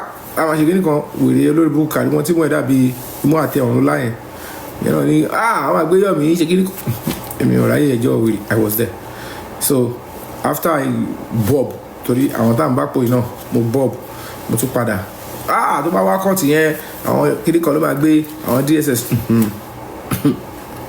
ẹmọ ẹkì ẹran bí ó rẹkọ. It's easy for them to plan. Ó máa ń rọrùn tó bá plan. Even gan wọ́n sọ gan ó lè jẹ́ IG ó lè jẹ́ ó máa ọlọ́pàá tó yẹ pé ẹlẹ́bọ̀dì tí mo ti gbé yẹn Yomi yẹn ò lè rí kankan. I get what I'm saying. So at the end of the day gbogbo wọn yẹn wọ́n máa lẹ́nu wọ́n máa sọ oríṣiríṣi pé báyìí ló máa ṣẹlẹ̀ báyìí ló ní ṣẹlẹ̀, and I was able to show up. So all those nonsense they do is because they see you available for them on platforms like that. So it's one of the reasons why I have to recuse myself and go to where it's saying international community can be able to say our attention is being drawn to this because cannot to get this or they will have to say on what basis they did case. They will have to start by saying our attention was drawn to this. So we have to stay where the attention can be drawn. You understand? So that's why we need more of ourselves on that Instagram. And when we are there, if I need to read some communique, open letter, where I need you people to tag, I will prompt you, start tagging the White House, tag the FBI, tag Asurok, tag Sheyi Tinubu, tag the president, tag chief of staff. Tagging yẹn tó bá ti lọ gbé lọ ẹgbẹ́ lọ sí TikTok tagged, then it's build up with there. More people will now know okay nǹkan tó ń ṣẹlẹ̀ pẹ̀lú case Mohbad lélẹ̀ ibi tó bá dé lélẹ̀ because ó ti fẹ́ tán justice ti fẹ́ ìbọ́lẹ̀ but wọ́n máa ṣe é gbàtẹ́ pé kò sí nǹkan kan wọ́n ni and they will be deceiving those that can scare away pé kò sí nǹkan kan àyàn wẹ́ àyà dànù but to me I can tell you wọ́n ṣe ìrùkọ́ àwọn ìyàwó ìrà àgán sí kí ni àgán sán lórí. So that's how you do things and get results. I think what we'll do is maybe I have to leave the updates for tomorrow. They are still in court, so maybe we'll start with the update on Instagram here. So maybe today is Monday, maybe tomorrow. But the way I want to be doing it is I would record the video. My punchline there. I have a date and time to my go live on Instagram on Mohbad's matter. So to draw more attention and to sensitize the public on that one. So it might not be tomorrow. It could be Wednesday and it could be tomorrow, but I can my video on Instagram to prepare people for tomorrow. To make a full update in and is anything. So let's keep our fingers crossed. If not, if you see me on TikTok, maybe I just want to come and play games so that I can raise fund to pursue the stuff we are doing, because it's also a good way to raise money to sustain whatever we're doing. It's my money to play game. Whether I target this or that, people, I'm a celebrity in my own right, people support me, but I rather use a major part of it for this crusade. So that's the way I'm doing my things, other than and they start testing your popularity with it, they insult you, and then they will find a way to start destroying the crusade and discourage people. And no, Nigerians are supporting me, so they don't have to be through all those approach again that is causing setback. Let me see if I have any updates here before a message just popped in. I don't know if it's okay. It's not about justice. So that will be all for now. I want to say thank you all for coming through, and may God in His infinite mercies continue to be with you. Give us the energy, replenish your pulse, and if you really bow, Nigeria will get better if you and I continue to stand tall and stand firm. And all those that have a hand in the hand of Mohbad, they will pay. Yeah, the presidency is still with us. The presidency have given the directive. The national security on it, like I said to you, is power tussle. When presidency gives directive, they expect I want to pass in I want to machine like Barawa. I'm saying, and when they are working, I want to one idea big job operate. One more because they my corner case. So, but a bit agbára one day, only stop come arresting me, because equality ní agbára láti come for work. Wọ́n rí pé agbára wọn débẹ̀ l'Abuja, she would have been arrested, and so she turned herself in and she was arrested when she turned herself in. Àwọn mo ṣe ṣàlàyé fún pé lawyer ó ga mú tẹ̀lé, bó dẹ̀ ṣe ga mú tẹ̀lé, ó lóun lọ fi dógò, bó tẹ̀ yẹ pé ó ń package fún yín ni, ó lóun lọ fi síbì kan náà, òun wá wọnú force headquarters FCID. Ẹ gbọ́ wọ́n lẹ́yìn ó mọ̀ pé wọ́n wà ó mọ̀ pé wọ́n lọ nítorí pé ó fẹ́ lọ tọ́nà rẹ̀ yìí ni ó ń package fáwọn èèyàn pé òun kàn lọ bẹ̀ òun lọ bèrè náà first èèyàn á fi èkó lẹ̀ á lọ sódìdí Àbújá ara ticket òun fẹ́ lọ bèrè pé ṣé lóòótọ́ lẹ̀ ń wá wùn mí irọ́ ló ń pa fún yín òun wá débẹ̀ wọ́n wá sọ òun máa lọ mú wá client òun ni kò bẹ̀rù òun kàn fẹ́ rí evidence pé ṣé lóòótọ́ lẹ̀ ń wà àwọn aṣèwà fún ó dẹ̀ tún gbé lẹ́tà yẹn jáde because ó gbọ́dọ̀ gbé jáde kí ni yẹn gbọ́dọ̀ tì lọ́gbọ̀gbọ̀n ó gbé jáde torí táìmù yẹn ẹ̀rù ń bá wọn pé news ti ń lọ pé wọ́n ti gbé Wùmí ó fẹ́ package bí wọ́n ti rẹ pé celebrity ni pé witness ló lọ kó lọ as a witness she is needed. A warrant was on her because she has a hand in the death of Mohbad and she is needed to come and support the investigation before they took her to court. They are charging all of them to court. So the presidency, àṣẹ presidency kò ó múlẹ̀ ẹni tó kàn ní agbára tó yẹ pé presidency rely on, which is one of the security chiefs, is the Inspector General of Police. So àwọn tó dẹ̀ wá ń di ọ̀rọ̀ yẹn mọ̀ wọ́n náà wọ́n súnmọ́ IG yẹn, so àwọn náà máa fẹ́ máa lo agbára IG yẹn làwọn máa fún lẹ́pọ̀n la máa ra nọ́ọ̀sẹ̀ pọ̀n ẹ pé ẹ fi wèrè lẹ̀ o ẹ̀yin kọ́ lẹ ní Nàìjíríà ẹ má bà police force jẹ́ o. And then we'll do the best we can to speak and pariwo síta when the basis says kí ló ṣẹlẹ̀ tó bá bọ́ta náà wàá ṣe summit ní London conference IG ẹ tó bá wà lẹ̀ lẹ́yìn kẹ́lẹ̀ lẹ́yìn kí ló tẹ̀ ń bàlù jẹ́ kí ló tẹ̀ ń tẹ̀lé àwọn apààyàn àti àwọn terrorists àdúgbò táwọn àrípá àwọn lè ń ṣiṣẹ́ pẹ̀lú. They will question him, they will challenge him, they will do everything, we'll go to court, we'll do everything. They must give Mohbad justice. Kọ́ lè dẹ́kun ẹ̀ kémi àti yín lè save lọ́la. So gbogbo agbára tẹ́nibọ̀dì bá ní tó bá ti kọjá pé kẹ́ lọ búyàn lórí social media ẹ fi wèrè ẹ lọ pààyàn kò sáyé yẹn wọn gbogbo àwọn boys ọ̀rọ̀ pàwọn lè máa lò káàkiri. That's why all these boys are saying ó wà ń díẹ̀ ká máa pààyàn. Ó máa lẹ́nu gọ́ọ̀mẹ̀ntì ìjọba eléyìí àṣàbọ̀ kò gúdù kó sán lójú olè máa pààyàn fún wọn wọ́n máa fún ẹ. We must stop it because wọ́n á pamọ́ tí èèyàn náà. They will come after your own child. They will come after you. Ìwọ olórin, they will come after you. You are not safe because you are keeping quiet now. Ìwọ ní theatre, you are not safe with this set of people believing that this government will give them a leeway. Ibẹ̀ yẹn ló máa ti máa dínkù. Wọ́n á wọ́n náà tó fi ń rówó àtọ́tí ṣe rituals wọn. Wọ́n á tẹpá mọ́ṣẹ́. ẹ máa pààyàn kẹ máa fi ṣe gbẹ ẹ tún pàtó ẹ tún ṣe gbẹ ìyàwó náà gbẹbọdè bàbá gbẹbọdè àbúrò gbẹbọdè what nonsense. Blood is not family o.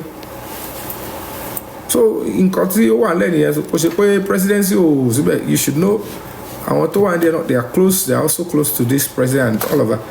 Àwọn náà lè padà fẹ́ wọ́n fẹ́ gbé bàbá yẹn ṣubú ni torí àwọn tó bá mọ̀yàn náà ló ń ṣèyàn, and that's why those handling the president and the presidency they are standing tall and they know it's risky for them to compromise with this set of people. Wọ́n máa ṣe bọ́dọ̀ IG tó fẹ́ compromise náà àgbọ̀dọ̀ jó gbádùn. That's why we have to keep, and then you have no choice and say oh tí o orúkọ tó ń ti iṣẹ́ tó ń ti build for years. Part of my government play Mohbad sọ pé daddy look at what I'm hearing that you are even part of those so that's what we're going to be doing by people, and thank you all for coming through. I appreciate you. Let's just round this up with Mohbad's music. We are on TikTok, we can play music. On Instagram is where we cannot play music. So I'm going to be rounding up this show. Let me start by saying thank you to all of you for coming through.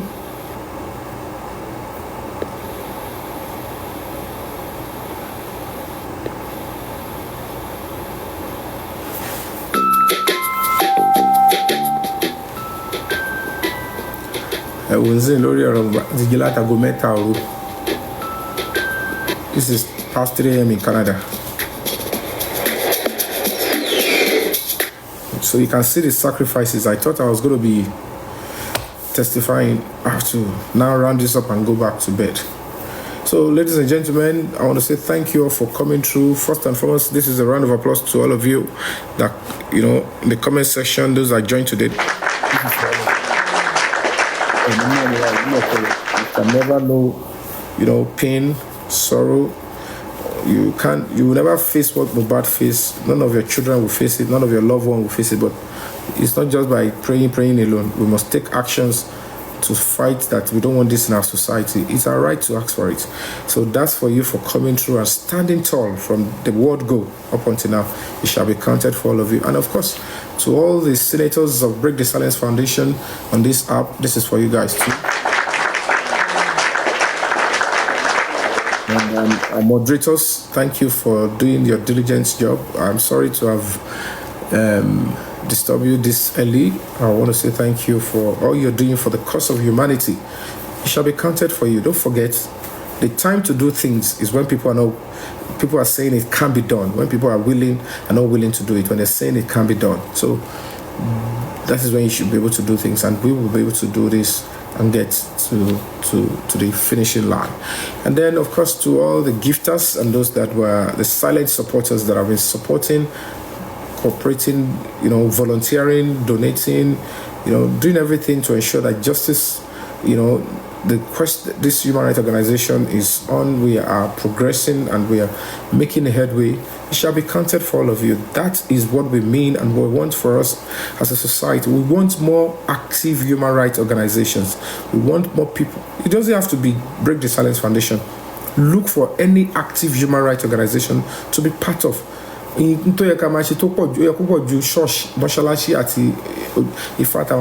Because ìlú gangan agbọ́dọ̀ mójútó. Other things will not work well inside the society. So thank you for all you have been investing, you know, sacrificing for the cause of humanity. It shall be well for you. This is for you as well. And, for every other person, TikTokers, journalists, TikTok hosts, panelists that are speaking on the side of a truth, that are genuine and are still fighting tall and are speaking on just one word and one voice. Justice for Mohbad, and that injustice to one is injustice to all. All of you that are still standing tall and you're not shifting grounds. Trust me, heaven knows you. The temple of justice knows you. And the spirit of the young boy knows you. And it shall be counted for you. Thank you too. This is for you. It's very important to continue to do what we can, so continue to support Break the Silence Foundation wherever you are. We appreciate everybody. With all humility, I appreciate you. I appreciate everybody. Trust me. I'm not doing this to wish on anybody. I don't hate anybody. I don't hate Omomi. I don't hate Adura. I don't hate Yamobad. I don't hate Baba Mubad. I don't hate Samilari. I don't hate Naramali. I don't hate Zomo. I don't hate anybody. Prime Boy. I don't hate any. I just want the best for my country, and I want the truth to be established in Mohbad's case. And I'm not ready to compromise. I'm not ready to lick anybody's ass. I just want to do my best because I have a limited time to spend on earth. I'm not going to live here forever. I just want to play my part so that the next generation can have a little thing more to do to fix the country for the good, and then the world will be a better place. Contribute your quota so that the world is going to be a better place for other people to live in. To this end, I'll leave you with this track of Mohbad, which is Ask About Me.